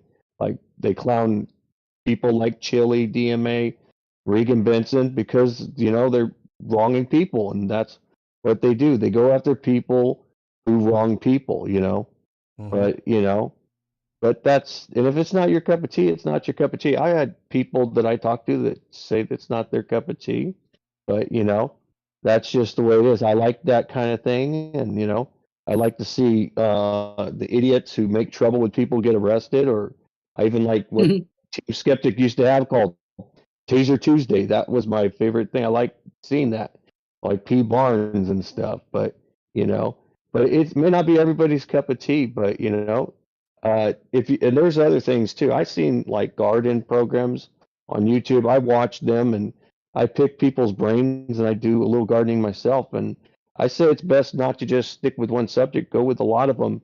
But but some people just want to stay loyal to one channel and just talk on that one. That's fine with me too. I have nothing against people who are into that and everything. And people who associate with Hand Banana, I don't judge them at all. I have nothing against them at all. I don't even have anything against people who associate with Vegas Valley Community Watch. I'm pretty much neutral with him. You know, if he invites me on his channel and he asks me nicely, hey, I got no problem with it. I will do it. But I'm not like his co-host. Some people are thinking I'm his co-host or anything, but I'm not. But if someone's talking to me good, and even though he's very controversial, they talk to me with the respect. I'll give the respect right back. That's just the way I am, you know. And that's all I got to say. Well, we appreciate that, Rudy. And let me just say something. Hopefully, Rudy, you understand that you, to me, come across as a very genuine individual. And I know a lot of people, including myself, give you a lot of flack for being having the gift of gab, but I've been accused of that as well. So if you ever see any of that, take it lightly. You do come across as a very genuine person. So when we're talking about trolling and stuff, just be conscious of when people are saying things that they are not trying to be malicious. Oh yeah, including myself. yeah. I don't believe in talking about people's family. I will not go below the belt. That's going below the belt, and I think that's gotta stop. I mean, if someone makes fun of me because of my hair or weight or something, that doesn't mean anything to me and everything. Well, Yeah, Dick Insider, yes, yes, yes. That's over with, okay? Yeah, with Vegas Valley, he stopped that. He apologized. That's done with. You know, that's not happening Well, anymore. And you know, we're not trying to incorporate the chat into your goodbyes or anything like that. yeah. Obviously, Sorry about that, that's but you okay. know, I but, appreciate you you. know, it's just below the belt when people go below the belt. And I Well, try to tell people, don't go below the belt. Don't play that game. You know, criticism is going to always happen. It's the First Amendment. You have the right to criticize people, but morally, you should never go below the belt. That's all I'm saying. well, it's been a while since someone ever asked me this question. Um, the question was, why did I decide to do what I am doing with Drinks and Discussions? And the answer to that question is because I felt that there was an opportunity for me, and when I started it on YouTube, there was an opportunity for me and my friends, who are male, of course, and to talk about issues that men find interesting but don't have platforms in order to talk about it. Raising kids, being fathers and husbands and business owners, or having careers. How do you juggle all of these things that come into us as men? And we typically don't have the outlet that women usually have, because women can talk about anything, right? They usually can, to another woman. We are guarded when it comes to our emotions. So I said, let's have an open forum. And of course, it kind of got derailed and hijacked and moved around until we finally started to come back to where I wanted to be. And that is to bring a lot of positivity to people that come and interact with Drinks and Discussions, whether it be me, or even if you're here like AC and Rudy, if you're here even just for a moment or for a day or for a couple of hours, people are going to see you over here and they're going to treat you different because they know, hey, Drinks and Discussions is about this. And this is what we're going to talk about. And we're going to stay on topic. We're going to talk about the things that are going to make people, at the end of the day, smile or feel light at heart when they leave Drinks and Discussions. And that's because if you smoking something or drinking something throughout the whole time. If we gave and put a smile on your face at the end of the day or the end of the stream, we've accomplished what we've done. And that is my only objective from here on out. If you ever hear Drinks and Discussions talking about anything else other than just our experiences as we try to continue peace and happiness, or it's about how to achieve it in relationships and with online presences and channels. So I thank you, AC, for coming over, giving people an opportunity to see you outside of your element, I would think, and participating and being over here. I hope you enjoyed it and hope you will come back. Rudy, I appreciate you as well. I see you all around these YouTube streets. And Yeah. also to everyone in the chat, I know we had some people saying that we had some lurkers, but Liz, Lizard Breath, Dick Insider, Jay Anonymous, and I'm sure I'm gonna forget a couple of other people. But Laura thank Raider. you, Laura Raider, of course, Laura Raider. Um, there was somebody else I wanted to say hello to as well, but I don't see them any longer. But if I forgot you, I apologize. Hopefully, others will come and join us on the next live. I'm gonna try to continue doing these a little bit more often, but thank you all in the chat. Thank you all on the panel. And I want to wish everyone a good evening. And until next time, we're Drinks and Discussions, and we will see you next time. Thanks everybody for participating. Later, everyone.